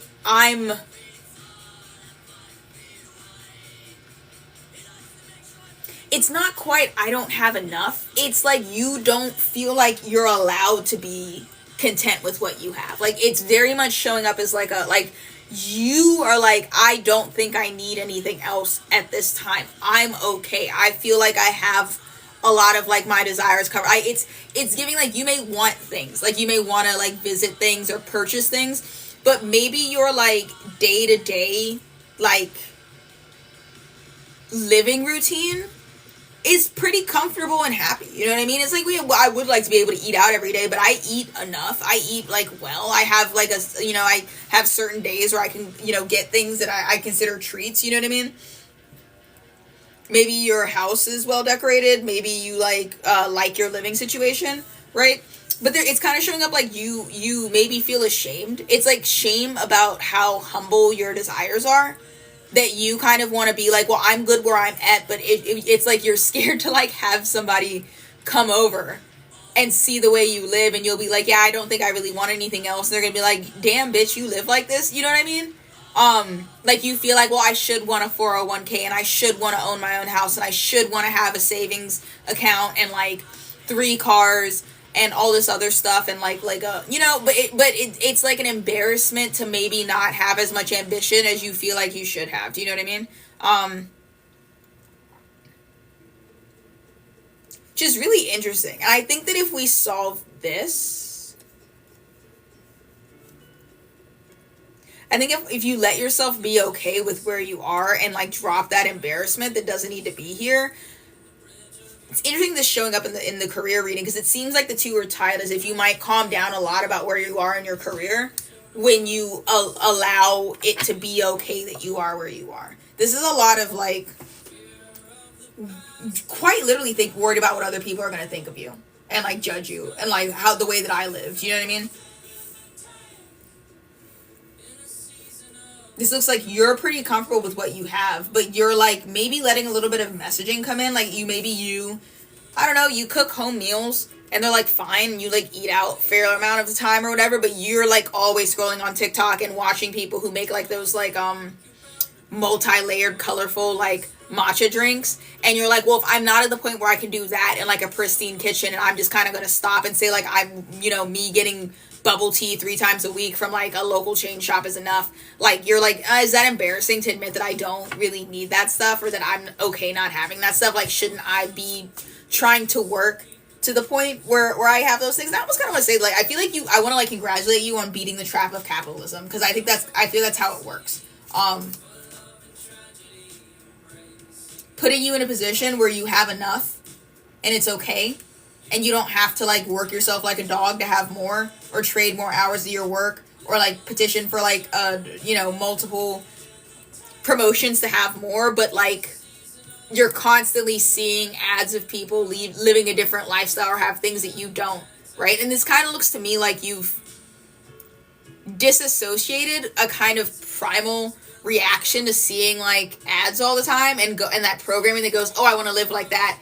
You feel that and you're like, it would be nice, but like I'm not really bothered. But then there's like some embarrassment coming by maybe you realizing or feeling like that's not a normal way to think because you broke some programming here. Do you know what I mean? It's like a shame of like marking you as an outcast. Do you know what else is kind of relevant?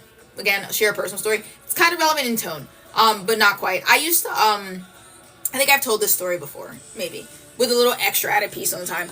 When I talk about my OCs, I sometimes tell people about my very first OC, Nevada Green, who was a red-haired white woman with like green eyes. And back then, that was when I was a black kid who was going to a PWI, right? And Nevada Green was my OC that I made for basically a Winx club of my friends. So we all made a character that looked just like us, that had like an elemental power. And, I was the one that put them all in a world together. And as the only black girl in the group, I was the only one that didn't, my character looked nothing like me, because being aspirationally pretty to me was to be like red hair. I thought gingers were like the prettiest people in the world, right? And that's always something that I was really embarrassed about. I did later make a character with electricity powers who was black. Because I, like, somewhere around, like, 8th grade, I realized I was being a little bit weird. Like, I actually sat down and I was like, my blonde friend with blue eyes, his character is blonde hair with blue eyes. My brunette friend with brown eyes, her character is brunette with brown eyes. And then mine, okay, yeah, we need to check something out here. But it wasn't the OC that I felt the most connected to. Whatever. Since that used to be kind of a thing where I was like, I wanted to be white. Now that I'm older, it's more of like I had an overactive imagination, a greater concept of OCs and self-insert that I think my friends had at the time. I now bear it as a hallmark of creativity. But I was thinking literally yesterday that I carried that shame for years, because I was like, I used to want to be a ginger instead of embracing my true self. And oh, that's just a sign that you were around white people too much. They brainwashed you into thinking you weren't beautiful. And then I realized, like, I melded that together with knowledge that I already had and had had for years about, like, Kick a Ginger Day and, like, gingers being ugly and being demonic. And I was like, well, even if I was going to, like, reinvent myself and be reborn as a redhead like I wanted to, I was still going to be bottom of the litter. Like, even when wanting to be white, I was showing my outcast tendency, because I wasn't even picking the right kind of white. Like, I clearly didn't get this right brainwashing. We'd be concerned if I wanted to be blonde hair and blue-eyed, but I still managed to pick the, like, most society disadvantaged, like, outcast type of white. Do you know what I mean? And in that same way, like, that same energy of, like, trying to blend in or trying to, like, appeal to the ideal and still getting it wrong is kind of, like, the vibe when I talk about, you feeling like you're just a little bit off from the people around you. Do you know what I mean? This is like a lack of shame about your station in life that you feel isolated by, because you don't know a lot of people that don't feel perpetual shame about who they are. Do you know what I mean? It gives, like, I'm even kind of doing being poor wrong. Do you know what I mean? Because I thought I was supposed to, like, really want things. Do you know what I mean? There's something about, like, there's, like, your inner voice that's, like, mad chill, and then you have an outside voice that's a little bit of, like, brainwashing and societal pressure that tells you, like, I don't want to be a burden on my parents.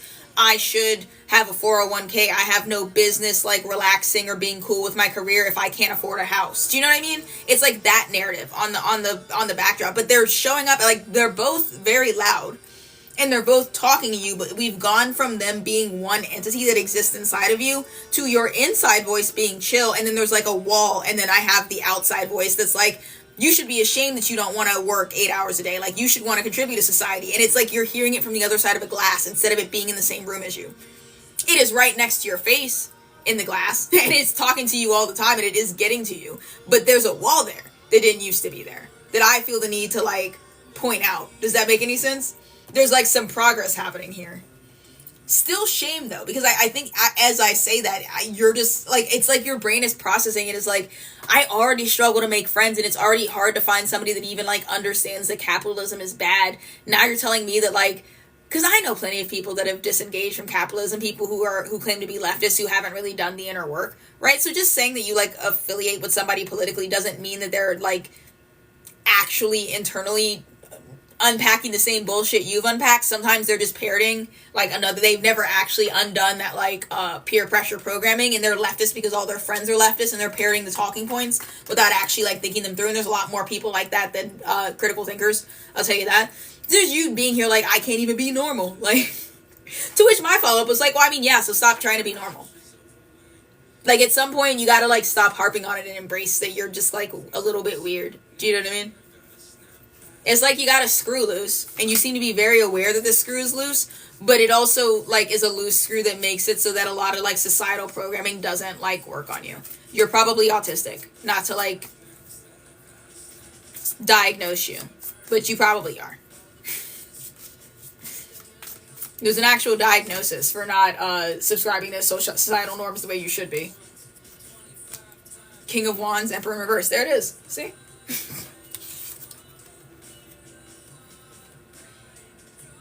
Your self-confidence comes from rejecting ultimate authority. I have the moon sideways as to, like, it's like you don't know why that is. There's like an energy floating around these readings about being born different. Knight of Pentacles, Strength, Page of Pentacles, reverse.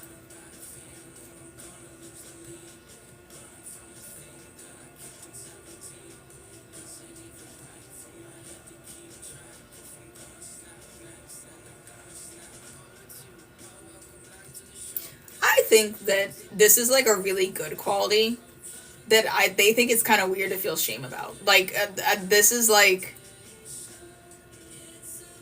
you want me to console and comfort you because you're hard to brainwash?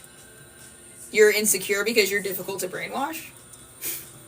Oh no, my ass is too fat, my lobster is too buttery, my steak is juicy. It's kind of the way that it is, because they're you know, it's like a question mark of like, what are we insecure about?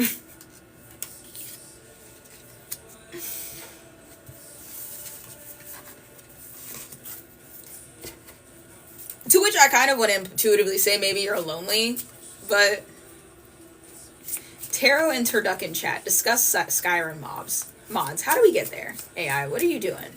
I hate that little AI bot. Can I block it? What happens if I... God damn it, I can't block it. You claim this reading.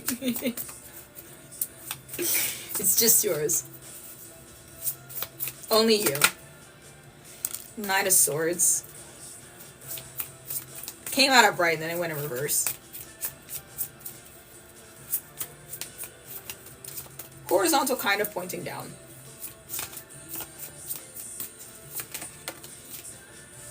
Devil, horizontal. No. I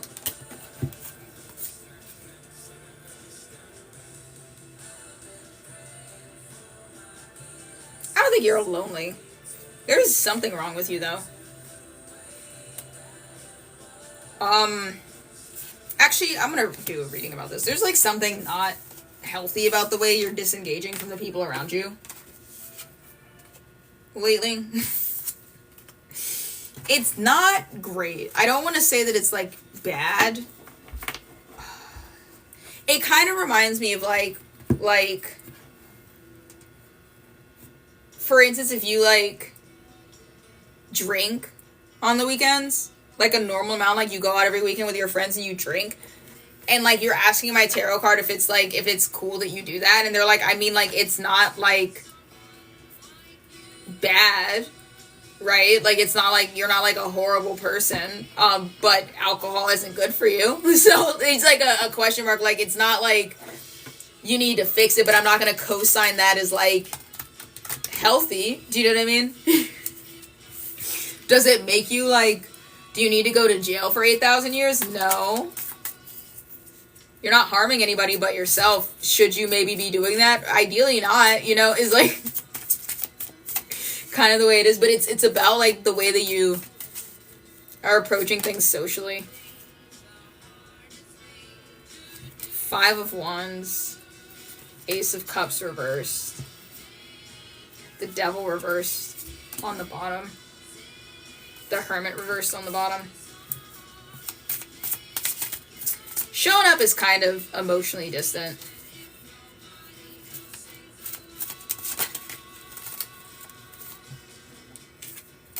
The Wheel. I would say you have an abnormally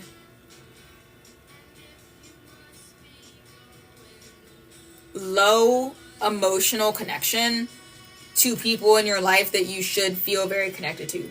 Buddy, I think you're autistic. This is like really giving the, yeah, the song is calling you autistic too, to be honest.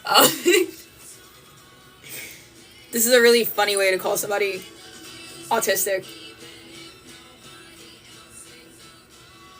They're on joke mode right now. I think you're autistic. Like, I'm gonna be so for real.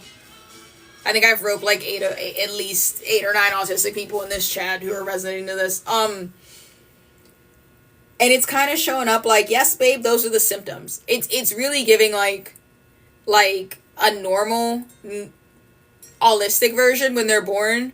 They feel like a deep attachment to their family members, specifically their parents, and they want their approval and they want their parents to like them, right? And it's like you came out, and by the time you were 4, you were like, technically speaking, I do share like half my genetic code with them. But really, I didn't get to choose my parents, so I don't understand why I have to feel loyalty or like indebted to somebody that I didn't even get to like like I don't have any choice about being here. So like that's kind of stupid that I'm supposed to have all this emotional attachment to what is essentially like random chance. And I'm saying that, and it's like you're like, yeah, that makes sense, and I'm like, yeah, that's autism. Like that's abnormal. And it is the way that you work. It is the way that you work. It's not like you can't have like a good life, but they're not co-signing that as like appropriate or healthy. They're like tapping the glass like that's like not ideal. Do your thing, Bookie. You know what I mean? You maybe are just like really disconnected from people, and like you don't need as much social contact as average people. You may be a little bit like emotionally, I don't want to even say avoidant. This is like emotionally indifferent, right? And it's like, I'm not going to be like, oh, you're going to be miserable if you don't find some friends and like bond with them, because I don't think you're going to be miserable. I think you'll be just fine. That's the problem. That's abnormal. You should not be able to be just fine by yourself. Does that make any sense?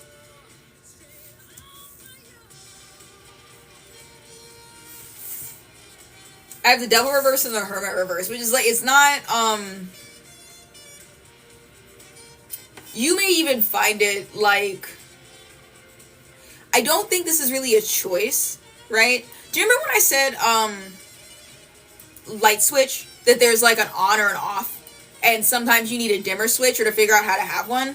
I would say that this is like your version of that, where you tend to have, it looks like you have a light switch, where either you care so much about people that you're like tripping over yourself and falling and dying, and like you're very codependent and you like rely on them for everything, you take everything personally, and you're very kind of like possessive jealous. I'm using those words. You wouldn't use those words, but I think that I could say that you probably like understand limerence and obsessive thinking, right? And I'm going to like really hold your hand when I say that, is that limerence and obsessive thinking is a very nice pillowed way to say every other adjective that I just gave you, right? Because that is what it is. And you can either be that, or you can flip the other way and you could be a little bit avoidant, right? And out of those two options, it looks like avoidance better for you, right? Ideally, we would have a dimmer switch. Ideally, we would have a dimmer switch. We don't, and I'm going to say that having the switch off is much better than having it on in this case. Like, for you. It's maybe not good for the people that you connect with. Honestly, I don't give a shit about them. It's collective. Anything I do on live stream is always collective. What I kind of want to say is that you've maybe, like, been, when your light switch is on and you're very highly attached, I think that you are often the attached person to somebody who operates the way that you're operating right now, kind of detached. And it's kind of showing up like when you're the more attached one, you're at risk of like, being abandoned, being neglected, being like, cast aside. Do you know what I mean? I think we've all probably dated somebody that you like adored, and they were kind of nonchalant, and they were so nonchalant that they didn't seem to care about like chasing the next person that came along, or like, you know what it's like, how dangerous it can be to be the vulnerable person in the relationship, right? But because you're not just someone who switches off, you've experienced both. I'm kind of seeing it as kind of ideal that you're sitting as the more disconnected one emotionally, because it's like you're like, well, I don't really give a shit if my friends stay or go, or I'm not really gonna cry my eyes out if my partner leaves. Like, I'll be cool. Do you know what I mean? It's just a person. It's kind of showing up like if your friends start talking to you, you'd be like, I mean, I would prefer if they did talk to me, but if they didn't talk to me, then I have a lot more time for all those knitting projects that I've been waiting to get done. And the reason why I don't get those projects done is because I'm trying to be a good friend. Do you know what I mean? It's like that kind of vibe. But that vibe is not going to motivate you to sabotage those relationships the way that it often motivates the other person when you're the one that cares more. Do you know what I mean? So I'm seeing it as like a non-issue, because it's like it's kind of giving like self-aware sociopath, where you're like, yeah, I don't feel bad about doing bad things to people, but I do know the difference between right and wrong, and just because I'm not going to feel bad if I like betray or double cross someone doesn't mean that I'm going to do it, because I've also been betrayed and double crossed and it hurts. So, do you know what I mean?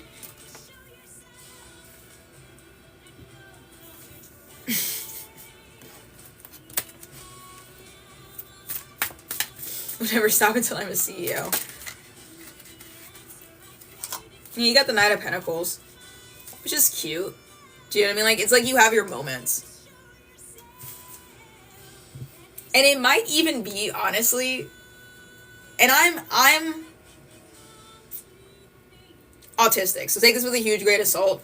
Do you know how, like, sometimes, like, the symptoms that you experience as an autistic person are, like, actual disabilities, and they're not to be joked about or, like, not taken seriously because they do impact your quality of life? And also, by the metric of us being people whose, like, brains work a little bit different, we also can, like, have insight to the way that, like, sometimes neurotypical people do things that just don't make any sense because we have a different perspective, right? In this case, I think that maybe the average person leans a little bit, like, over-attached emotionally, right? Like, okay, if this is, like, the happy medium, right? Right? The average person is, like, up here with, like, how much they give a shit about things they care about. This is how much shit they should be giving. You're showing up, like, here, which is below how much you should be giving a shit, but the gap between here and there is a lot less than this. Do you understand what I'm saying? That I'm sitting here and I'm going, you're showing up a little bit emotionally distant.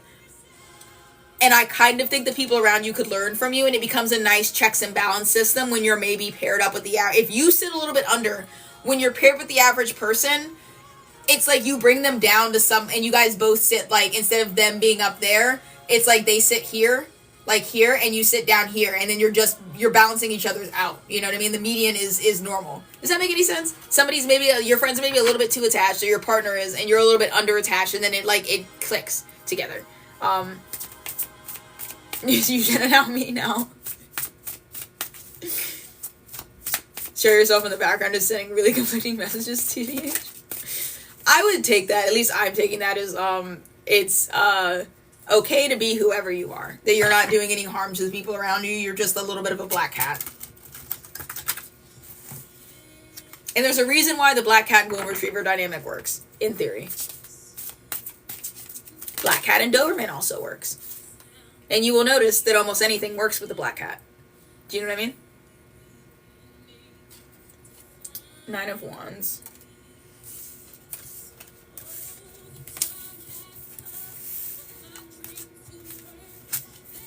You also have good boundaries and high self-esteem. Healthy boundaries and healthy self-esteem, I'll say that. You guys are extra funny in the chat today. I can't, none of my jokes are better than what's going on in the chat right now, so just know that I'm thoroughly enjoying it. Black Hat Doberman is good. Yeah, Black Hat Doberman is sexy.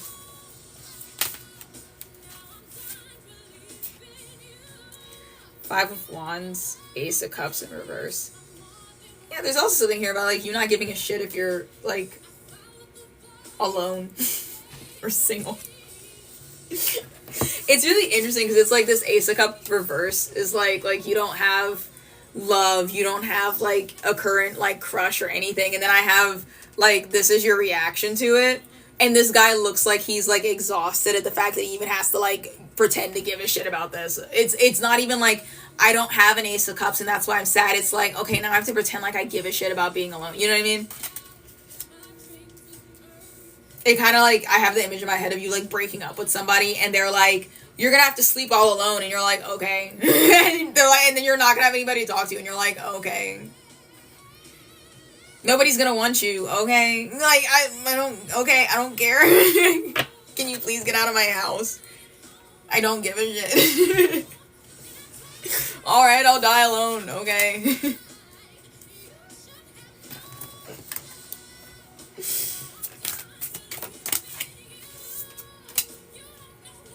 The Seven of Cups. What do you want? What do you want? Oh, they want me to pull another card. Sorry.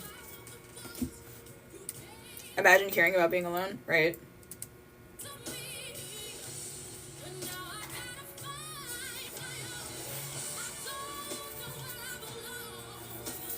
If you don't have a good time, I don't need you there. You're a bot. You're coming out of the closet. That's okay.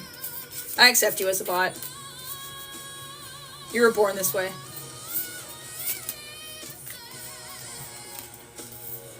Thank you for your bravery in coming out.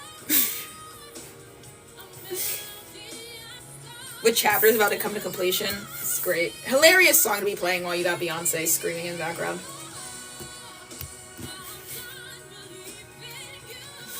Funny bots, you can stay. I get to stare at her card now. Oh my god, Morgan, are you back? Can you see? Are you there? Where are you at?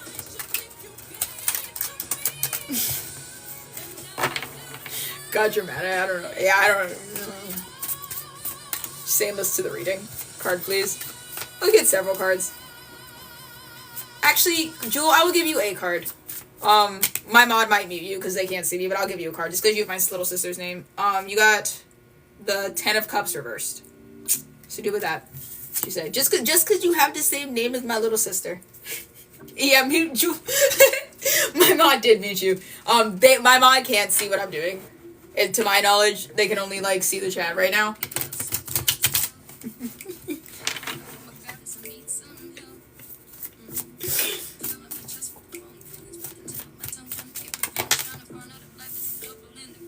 The Star. What are you? Ace of Cups reverse. King of Swords.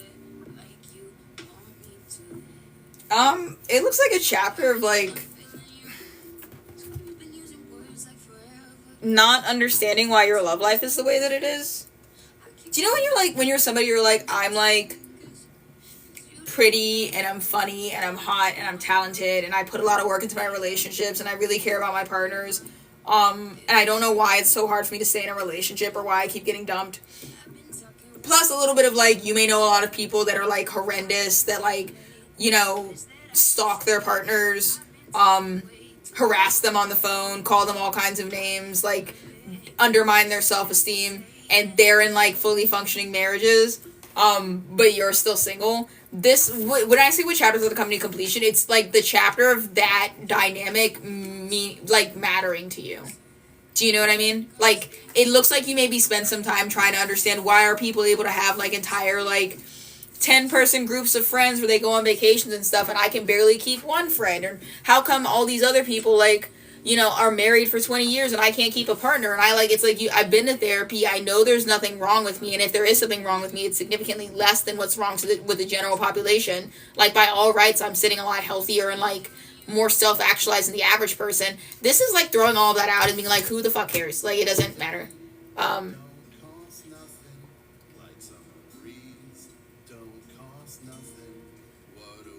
There's also something here that ties into that about, you ever gotten out of a relationship or ended a friendship with somebody and you realize that they remind you of, like, your parents? And this is me assuming that you have, like, a bad relationship with your parents, because I know the general population. There's, like, 3 of you in here that are lucky and it doesn't apply to you. But do you know how people say that, like you have a core wound from your parents not loving you correctly? And you will often search for people that remind you of your parents so that you can, like, get the approval from them that your parents never gave you, isn't to, like, fill the hole. Like, my mom was a workaholic and she never spent enough time with me and she always, like, criticized me, so I'm gonna go date a guy who's a workaholic that's critical of me, and I'm gonna prove to him, like, I'm gonna make him love me and marry me, and then I'll feel like I, like, proved my mom wrong, right? The correct answer when you in a situation like that is if somebody reminds you of the person that hurt you in the past, you should probably just stay away from them, because it's going to play the same way. You know what I mean? If you couldn't convince your mom that you had value, you're not going to convince somebody who's exactly like your mom, right? And it's also not your job to convince your parents that they have value. That's actually a big L on their part. Because the easiest thing in the world that you could do is love the child that you gave birth to. It's so easy. It's like it's like getting, like, a golden retriever. You know what I mean? It's like a pet. Do you know how hard you got to work to make a golden retriever dislike you if you raised it from a puppy? Do you know what I mean? You're literally getting handed like a ally, a ride or die, a little mind to mold to be your little menu, and you manage to fuck that up. I don't really understand. Anyways, there's also something here about, like, I think that you may have, like, it kind of, like, plays like some weird karmic loop here where you were chasing after people that reminded you of certain aspects of your parents, consciously or unconsciously, and it looks like pretty recently you were around somebody or like befriending someone or getting like through a talking stage with somebody, and they started to remind you of that parent. And instead of it being taken as like good job on you for recognizing that they remind you of your parent, right? You noticed it pretty early, right? And then 2, it gave you the ick instead of like registering in your brain as a challenge that you became obsessed with. And it looks like you disengaged from whatever that was that reminded you of like an abusive environment you used to be in. And that's showing up as kind of like the closure of that cycle happening. It's like, it's something about how you really had to like go through this like multi-year process of coming to terms with like who your parents were and how they treat you and what that does to your psyche. Does that make any sense? Instead of like, and really like understanding, it's like you had to put your hand on the stove like 20 times before you realize it's hot, I shouldn't touch it. Do you know what I mean? And now you're at the point where you feel the heat radiating off of it, and your brain is like, oh yeah, let me not go near that because I'm going to burn myself again. And they're like, oh, thank God. You know what I mean? Great. Love that. And I'm not going to like shame you for that, mind you, because I understand what you were doing, right? I don't think that it's a healthy tool. I don't think it's a healthy coping mechanism to learn that whenever you see a yellow flag, to just run, right? Because people surprise you, and some of your most fulfilling relationships involve you like giving somebody a chance. Do you know what I mean? That's all like friendship, relationships, connection with other people is giving them a chance, giving them several chances. You have to give people the benefit of the doubt in order to have a meaningful relationship with anybody. That has to be your default, to give them the benefit of the doubt. So I see this, and your parents are your first love, mind you.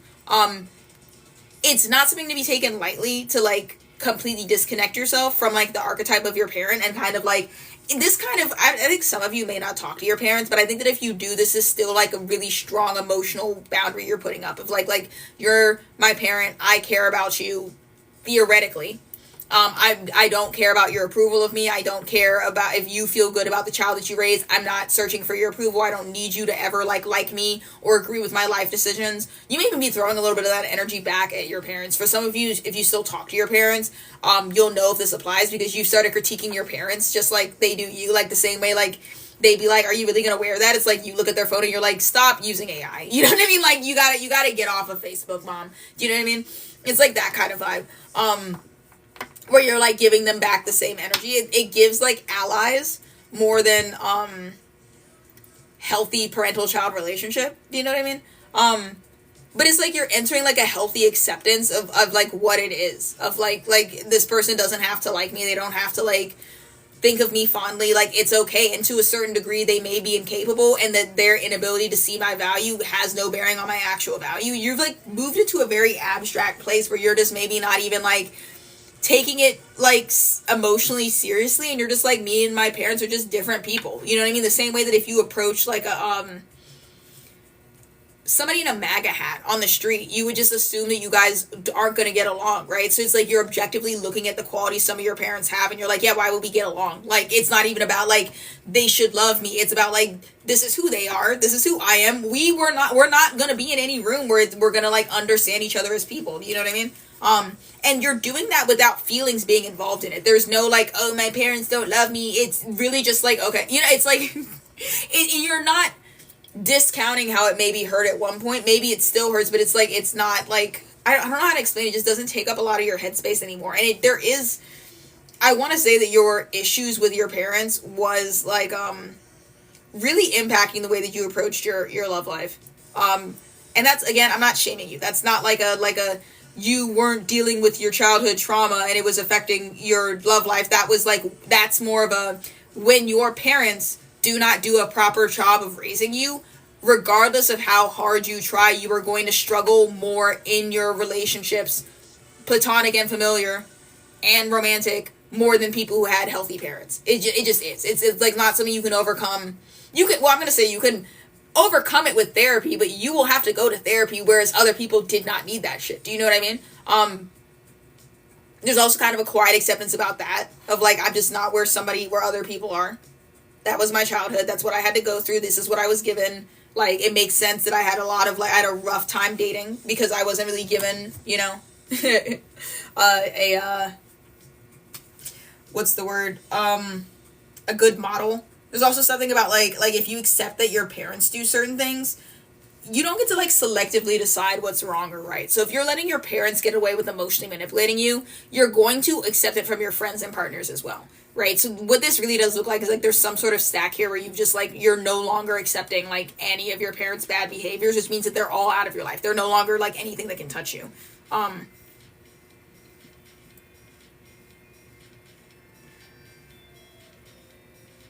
This looks like an end to your parents getting in the way of your goals, especially if those goals involve finding a long-term partner or having a healthy love life, right?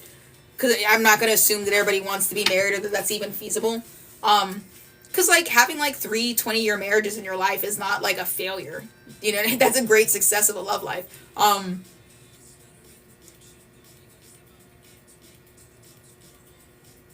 It just kind of looks like I don't really see you having any more, like, sliding down the walls, throwing up, breakups anymore. It looks like you've created, like, a healthy distance between your self-worth and your, like, emotional connections, instead of seeing your friends and romantic partners as a second chance to, like, get the love you never got from your parents, which is very high stakes. Very high stakes and very dramatic when those relationships end, when you have, like, the shoulder of breaking generational trauma on your back. That's the weight you're carrying of, like, well, I know that if I know my parents messed me up, and if I manage to be in a healthy marriage, then I know that I won. So now there's all this pressure in getting in a healthy marriage, or, like, having a good relationship with your kids. Because doing stuff out of spite of the way that, like, your parents did things to you isn't, like, it's not healing. That's still, you know, it's like a ghost that's, like, following behind you all the time. It's not really healthy. Wanting to have kids just to prove to your parents that you're not like them is not a healthy way to, like, approach your romantic issues. Wanting to get into a marriage just because, like, your parents were never in a happy marriage, or they divorced and it, like, messed you up, and being like, well, I'm gonna break the generational curse and I'm gonna be married. Not healthy. Not healthy. Do you know what is healthy? Detaching yourself from what your parents did and didn't do and said you couldn't and didn't do themselves, and just operating off of what you organically want to do. And what organically fulfills you and what you're okay with. I think that's the glass ball that I talked about. Of having your, some societal expectations on the other side. Still there. This is my reading, I'm taking over. Every time I look down, Aries is either, like, denouncing the reading as not for them, or come back and being like, actually, I'm back in it, it's me. Give me a second. I'll get you a good song. I need to grab some water. Sure, you can have... I want to give you 21 Pounds. I don't know if this is the 21 Pounds song I would have picked. I don't remember how this one goes. You can enjoy it anyways. This reading is my twin flame. Just the reading.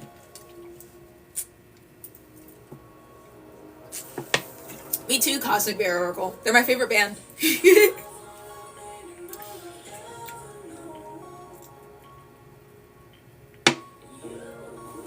I've been liverance for this reading. You guys are funny. You know, I think would be really good. Do you guys want to do a compliment reading? Would that be fun? Because I kind of want to do one. I think that would be really fun. We're going to make it difficult, though. I'm going to do it with the No, that's not. I said that, and I, like, immediately felt the beginning of a headache in the middle of my head. Not, like, I'm not trying to be spiritual. It's not a third eye thing. I quite literally am just going to get a headache if I have to think too hard.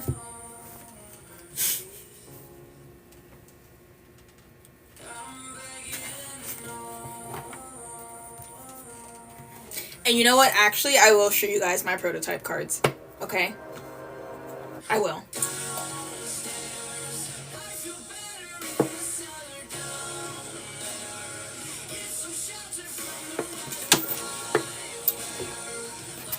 There's not enough of you here that I need to be worried about it.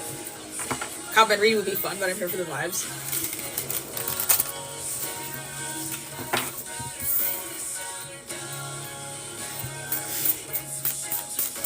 Coop vibes? What do you mean? Are you guys gonna stage a coop on me? Reading for when I get to rejoin the stream. Hold on. Give me message folder.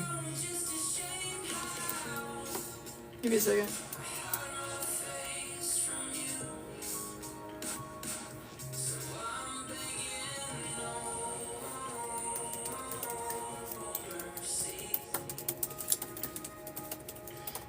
I'm not snitching on anybody. I'm please send me your resume if you want to claim. I'm just suggesting. I'm gonna suggest Smoley restart your phone, their phone.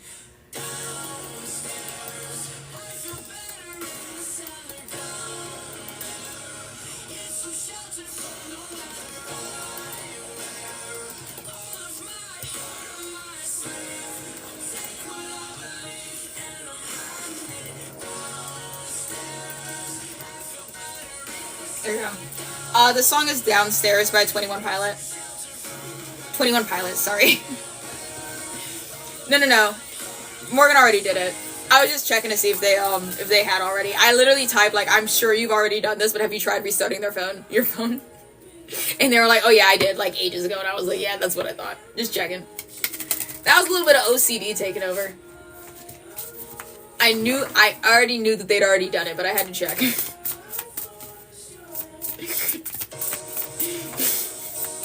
Putting an application now. I'm glad you guys are having fun. Maybe one of these days I'll get a Discord and you guys can all blow my phone up all the time until I block you all. How about that? Wouldn't that be fun?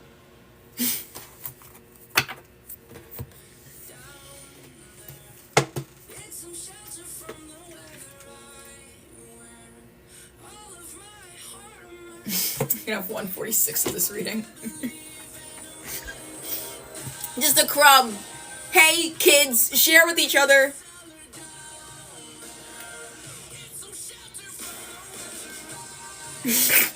Sorry, this is silly. Your compliment is that you're a cult leader. And I'm going to clarify that, but I can't really clarify it much. You have Dragonfly upright, Horse reversed, Fire Ant upright. I'll explain how I got there. Horse reverse. Horses are one of the most spiritual animals that exist. It's about as spiritual as you can get without veering into, like, fantasy animals. I think maybe eagle and buffalo kind of have, like, an edge on them, but even then I would say, no, this is, like, the core spiritual animal. You know how, like, seeing a horse, like, running wild, like, makes everybody emotional and puts them in a trance regardless of how much you do or don't care about horses? That's kind of what I'm talking about. Came out in reverse. So we have very low spiritual energy right now, right? Dragonfly is my card of, what are they called? Oh my god, what's the fucking word for coincidences that happen, like, but, like, the spiritual word for coincidences? You know what I'm talking about. This is how I'm so far out of Twin Flame TikTok. I can't remember the terminology anymore. Well, you know the word. But it's the word for, like, signs. Serendipity. Thank you. Signs from the universe and, like, messages. Kismet is also a synonym. Yes, both are correct. But serendipity was the one I was thinking of. Maybe that is that it? There's also a third word. Is it co? Oh man, it's gonna really bother me. Serendipity is close. Kismet is close.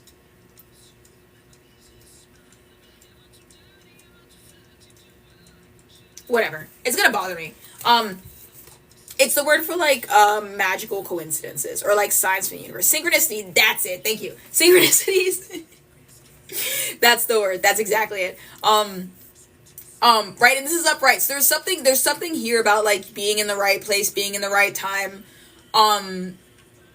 But there's a difference. I would say the horse card is, like, God sent an angel down and said, be not afraid, and, like, delivered a message. And this is, like, Dragonfly. That came out in reverse, right? And then the Dragonfly is kind of, like, is, like, I was, going to decide to, like, apply to college, and right when I said that, like, you know, Hallelujah started playing on my shuffle, right? And so I'm going to take that as a sign. It's like something's going on, but it's not quite as obvious or, like, valid as, like, what horse spiritual energy is, right? And then you have Fire Ant, which to me sometimes is a card of conflict, but at this point I'm looking at how there's, like, ants in the center, and you see how there's, like, this aura around them that's bringing in more ants. Even the ones that aren't in the aura are coming towards it. So this is a reading that's letting me know you got some sort of sauce, right, that makes you very magnetic, and people, like, like to be around you or be involved in what you're involved in. But with horse, it's like, it doesn't matter if you actually know what the fuck you're talking about. This is very like, I have approximate knowledge of many things.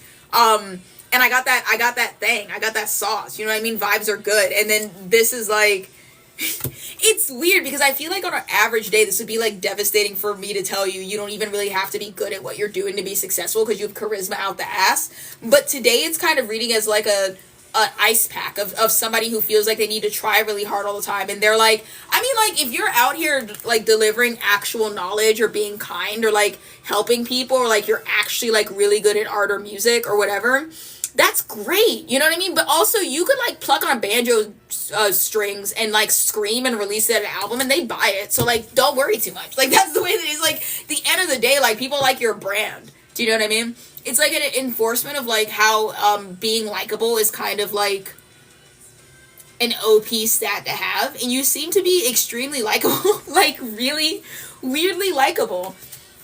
And I feel like you guys are going to disagree with me. Like, when I said likable, you're going to be like, there's plenty of people that don't like me. And my follow-up question to that is, do you often have trouble winning people over platonically winning people over, regardless of their first impression of you? And I don't think that you do. I think there's plenty of people that don't like you. And then I want to be like, well, do you care if those people like you? Did you invest any time in like trying to fix that? And the answer is probably no. There's probably a lot of people that don't like you because you're not actively trying to make them like you. When you turn it on, when you decide that you're going to charm somebody, it's pretty effortless, to be honest. You just maybe don't always turn it on. The compliment is kind of, you could be a cult leader if you wanted to be honest. It's kind of the way that I want to put it. I also, usually during these readings, I do like to flip any reverse cards upright. I do think that you have spiritual power here. It's just kind of like that's not what we're talking about. Do you know what I mean?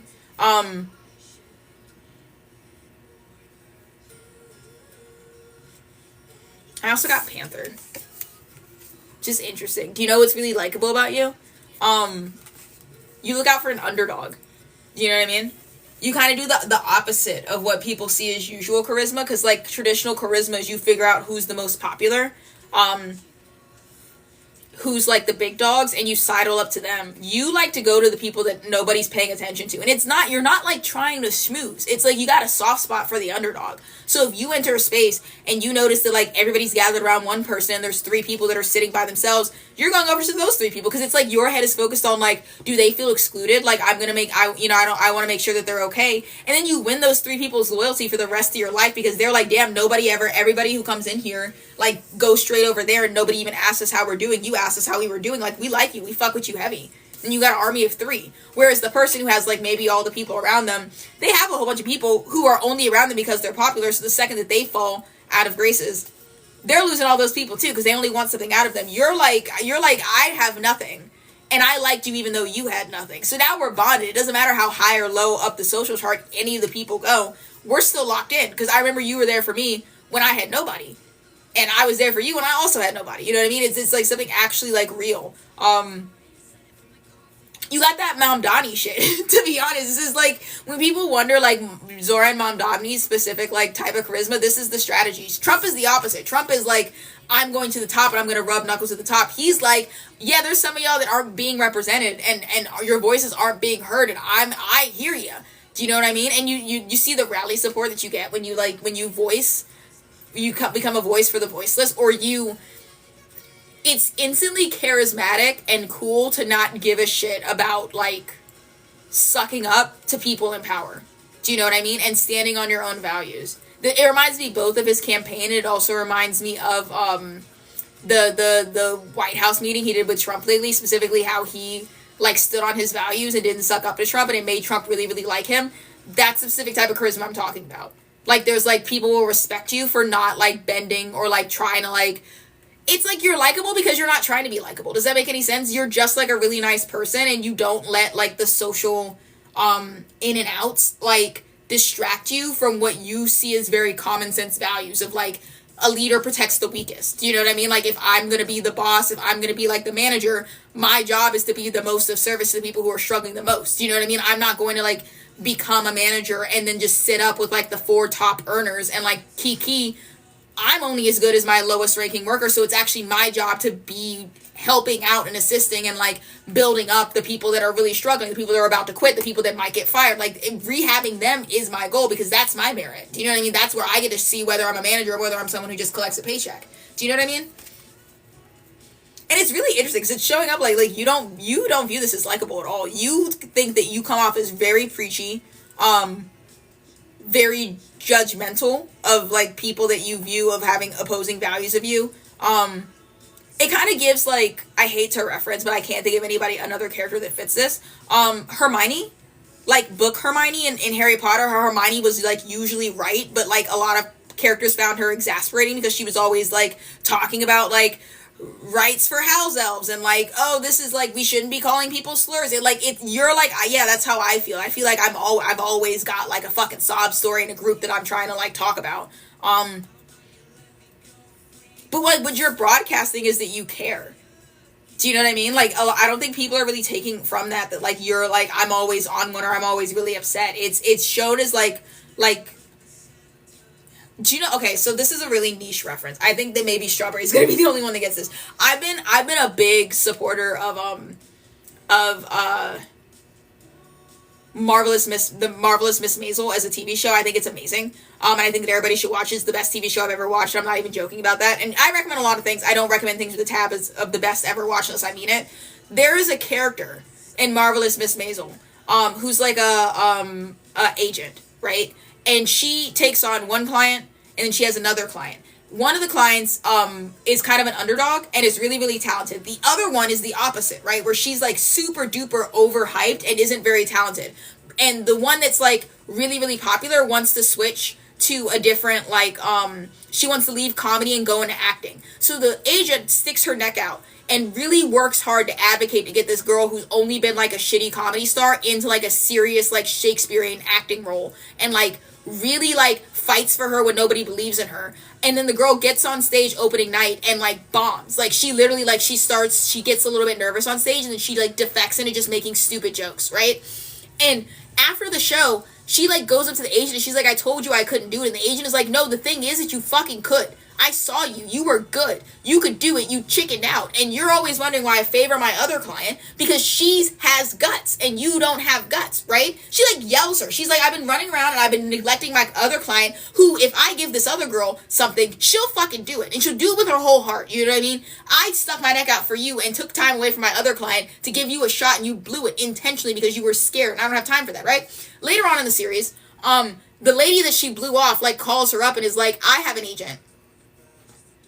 I'm mixing up the plot lines. I'm aware of that, Strawberry. I know you're going to say it in a second. Calls her up and is like, I've never been yelled at like that. She's like, you defended your client and I've never had my agent defend me like that. She was like, I want you to be my full-time agent because I want somebody who roots for me the way that I saw you root for your other client. She's like, no, nobody on my team would do what you did. And because she's like, it's like the equivalent of like yelling at like Meryl Streep. You know what I mean? She's like, you could have bombed both of your careers, you know, but you're not, you know, I'm powerful and you just wouldn't let it slide because you're the client you care about, right?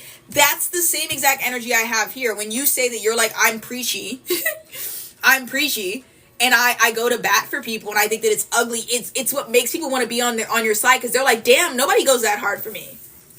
You fight like that for people on your team? I want to be on your team. Like, that's crazy. Do you know what I mean? It's the same kind of like pocket of like people who find like the kind of like protective book talk man very attractive of like, I want a boyfriend that follows me to work just to make sure I get there safe. Do you know what I mean? I want a boyfriend that fires the whole office because one of them laughed at me and said I didn't deserve my job. Do you know what I mean? Not saying that that's like appropriate behavior. I'm just like digging into like the part of you that that craves being like cared for and fought for by somebody else that cares about you. That's what you tap into with other people. It's also telling you could be a cult leader if you wanted to, because it does look like you have like this insane ability to inspire loyalty. That being said, I did just do a whole reading about how you are maybe not as emotionally connected to people as is normal. So I do think that we may have an issue there where you inspire a lot of loyalty from other people and you maybe have no issue dropping somebody once they become a problem.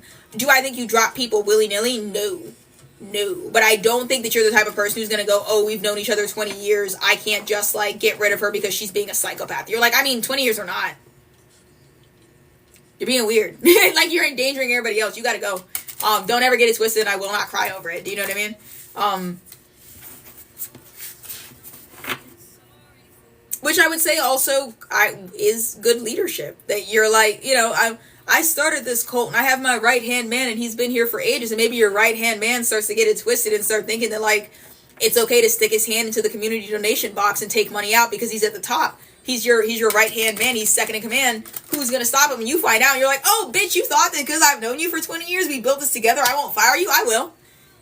You took somebody's diaper money. It shit ain't sweet, right? And then that also makes people want to be underneath of you. Do you know what I mean?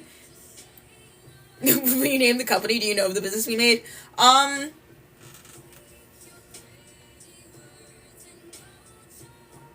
Give me a second.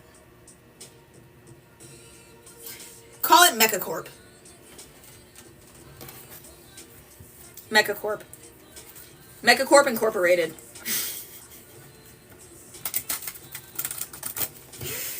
Mega Coco.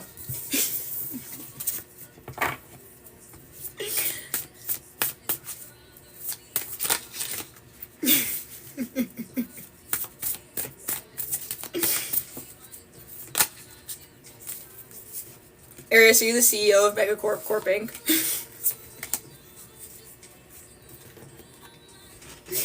That's a great name for the Discord. Oh no, I should have shut my mouth. Oh no. I fear that I've accidentally taught you guys that if you bring something up often enough, even if it takes me months or years, I will eventually do it.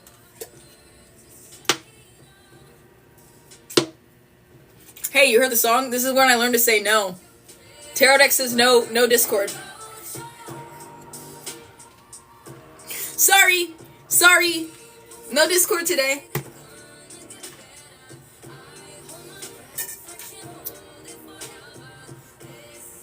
I actually think that, historically, yeah, it does never go well, but I'm also not going to be in the group chat. I'm probably going to let you all in and leave you to your own business, and then within, like, 8 days, you guys are going to, like, stage a coup on me and appoint somebody else Oracle Supreme. So, no.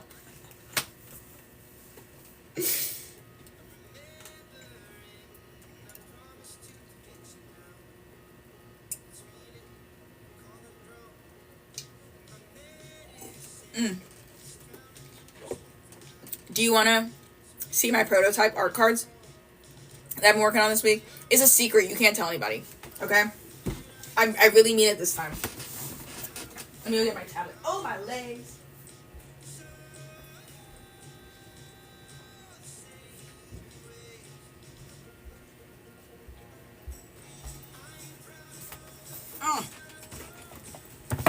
Okay, so you guys know, if you've been here a lot, if you haven't, I'll explain. I have this deck. I have a couple of decks that I really like. I'm a big fan of archetype decks. Specifically, I use this Caroline Miss one a lot, which is cool. It's got, like, this one is, like, the Midas, or the Meister. This is the Damsel. I'm reading this upside down and backwards. The Mentor, right? You get a good idea of what they are, right? What is this? The Victim, right? Oh, thank you. About the overalls. Thank you. So I wanted to try my hand at an archetype deck. It's also just a general thing. I know I'm doing a tarot as well. I like to have two projects going at the same time. One that's, like, long form and one that's short form. The tarot's is going to take a while because that's me, like, doing, like, I would say I'm drawing at maximum power, which means it takes me, like, 30 hours to finish a card for the tarot. So I'm always looking for a secondary, smaller project to do at the same time. That way, ideally, there'd be a deck coming out, like, every year and a half, instead of, like, one every 5 years. So I'm prototyping. I have two prototypes. Listen, the archetype concept is set. I'm trying to see if I can reliably do these cards in less than 4 hours. So it's a very simplified art style. They're all different. The two that I have, they're different sizes. They're slightly different art styles, I think.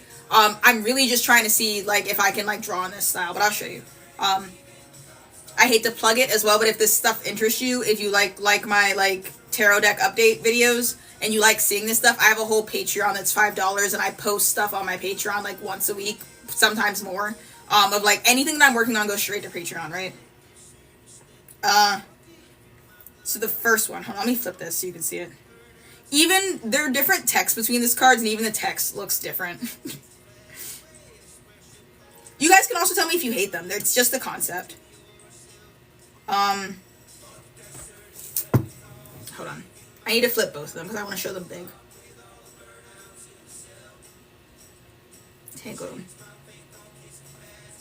Okay.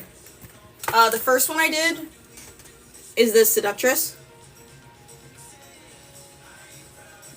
which I thought was nice. I was kind of doing a play on the idea that black people are often over-sexualized and seen as seductive. So with this card, and it's not really apparent, it's kind of like my own story. I was playing with the concept of whether she's trying to seduce you or whether you find her appealing and you take that as an invitation, right? So I thought that was cool.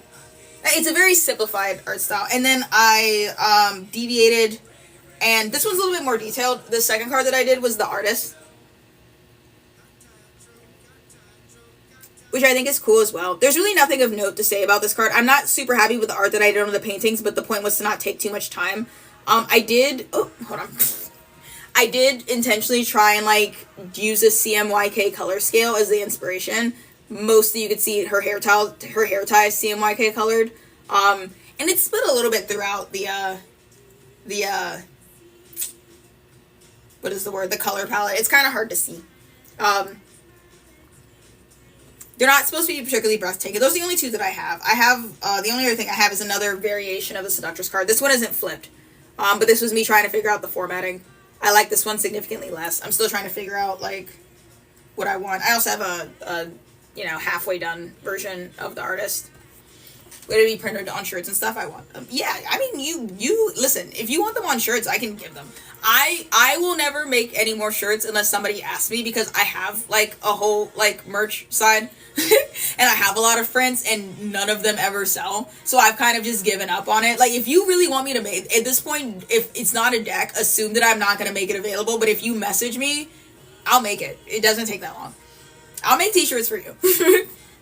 You just have to explicitly say, I want a t-shirt of this.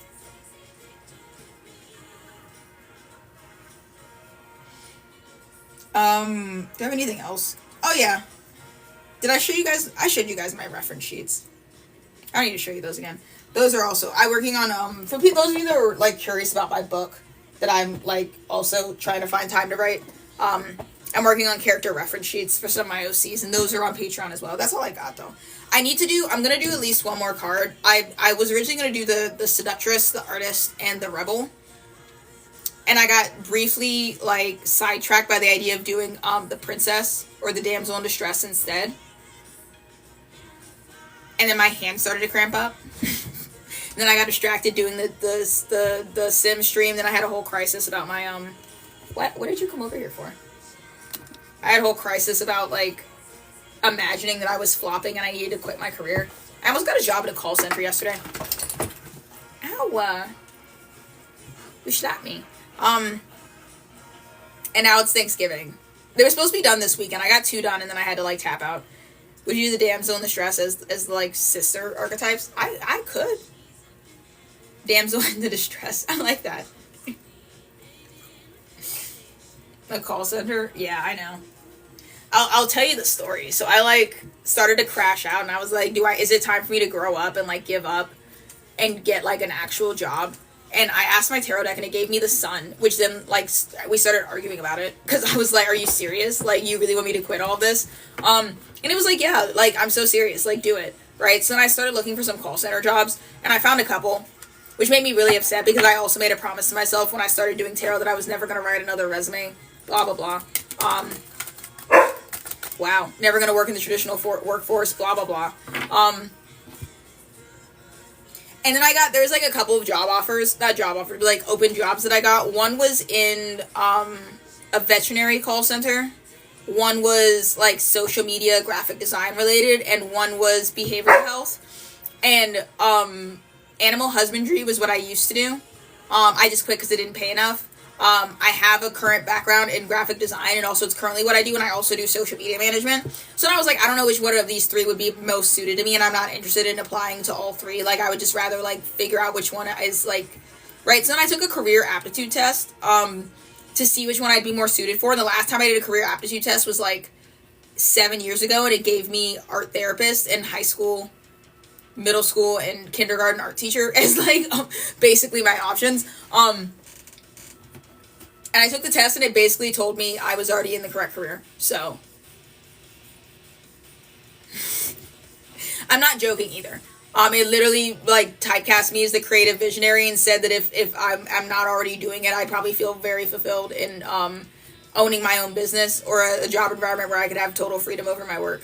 So, you know, Bozo the Clown here, I suppose. Yeah, I took screenshots because I didn't think anybody was going to believe me.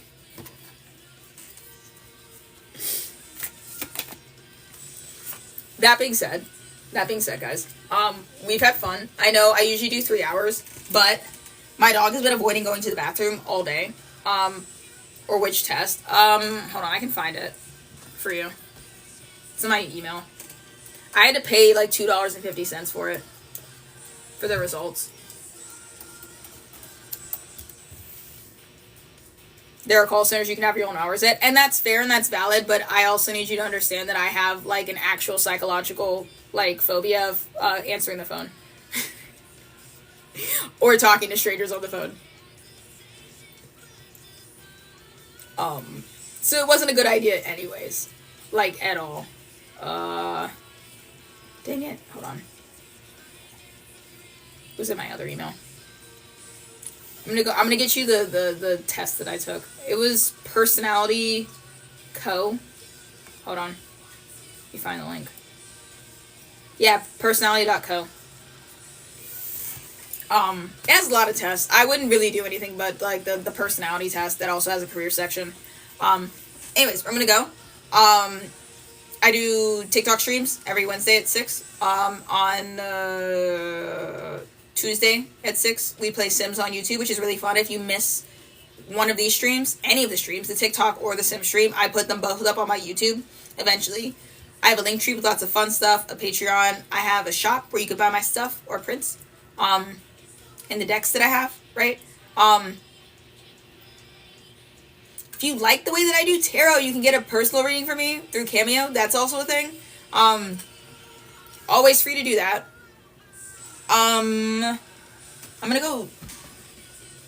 See, I feel like she needs to go to the bathroom because I know she hasn't gone today, but she always does it. She's been doing this all day where she barks at me while I'm in the middle of something, and I go, "Do you have to go to the bathroom?" And then I leave. I get up because I finish what I'm doing, and I get up, and 3 minutes later she's doing something different. And when I'm like, "Do you want to go outside?" she just stares at me like an idiot. But she hasn't been out yet.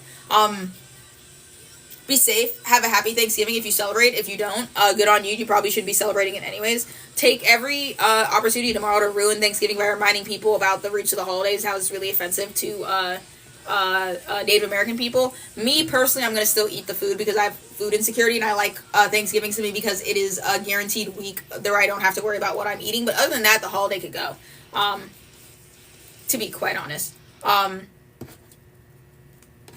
Ruin Thanksgiving. Fight with your family members, cause chaos, wreak havoc. Come back and tell me about it. Goodbye.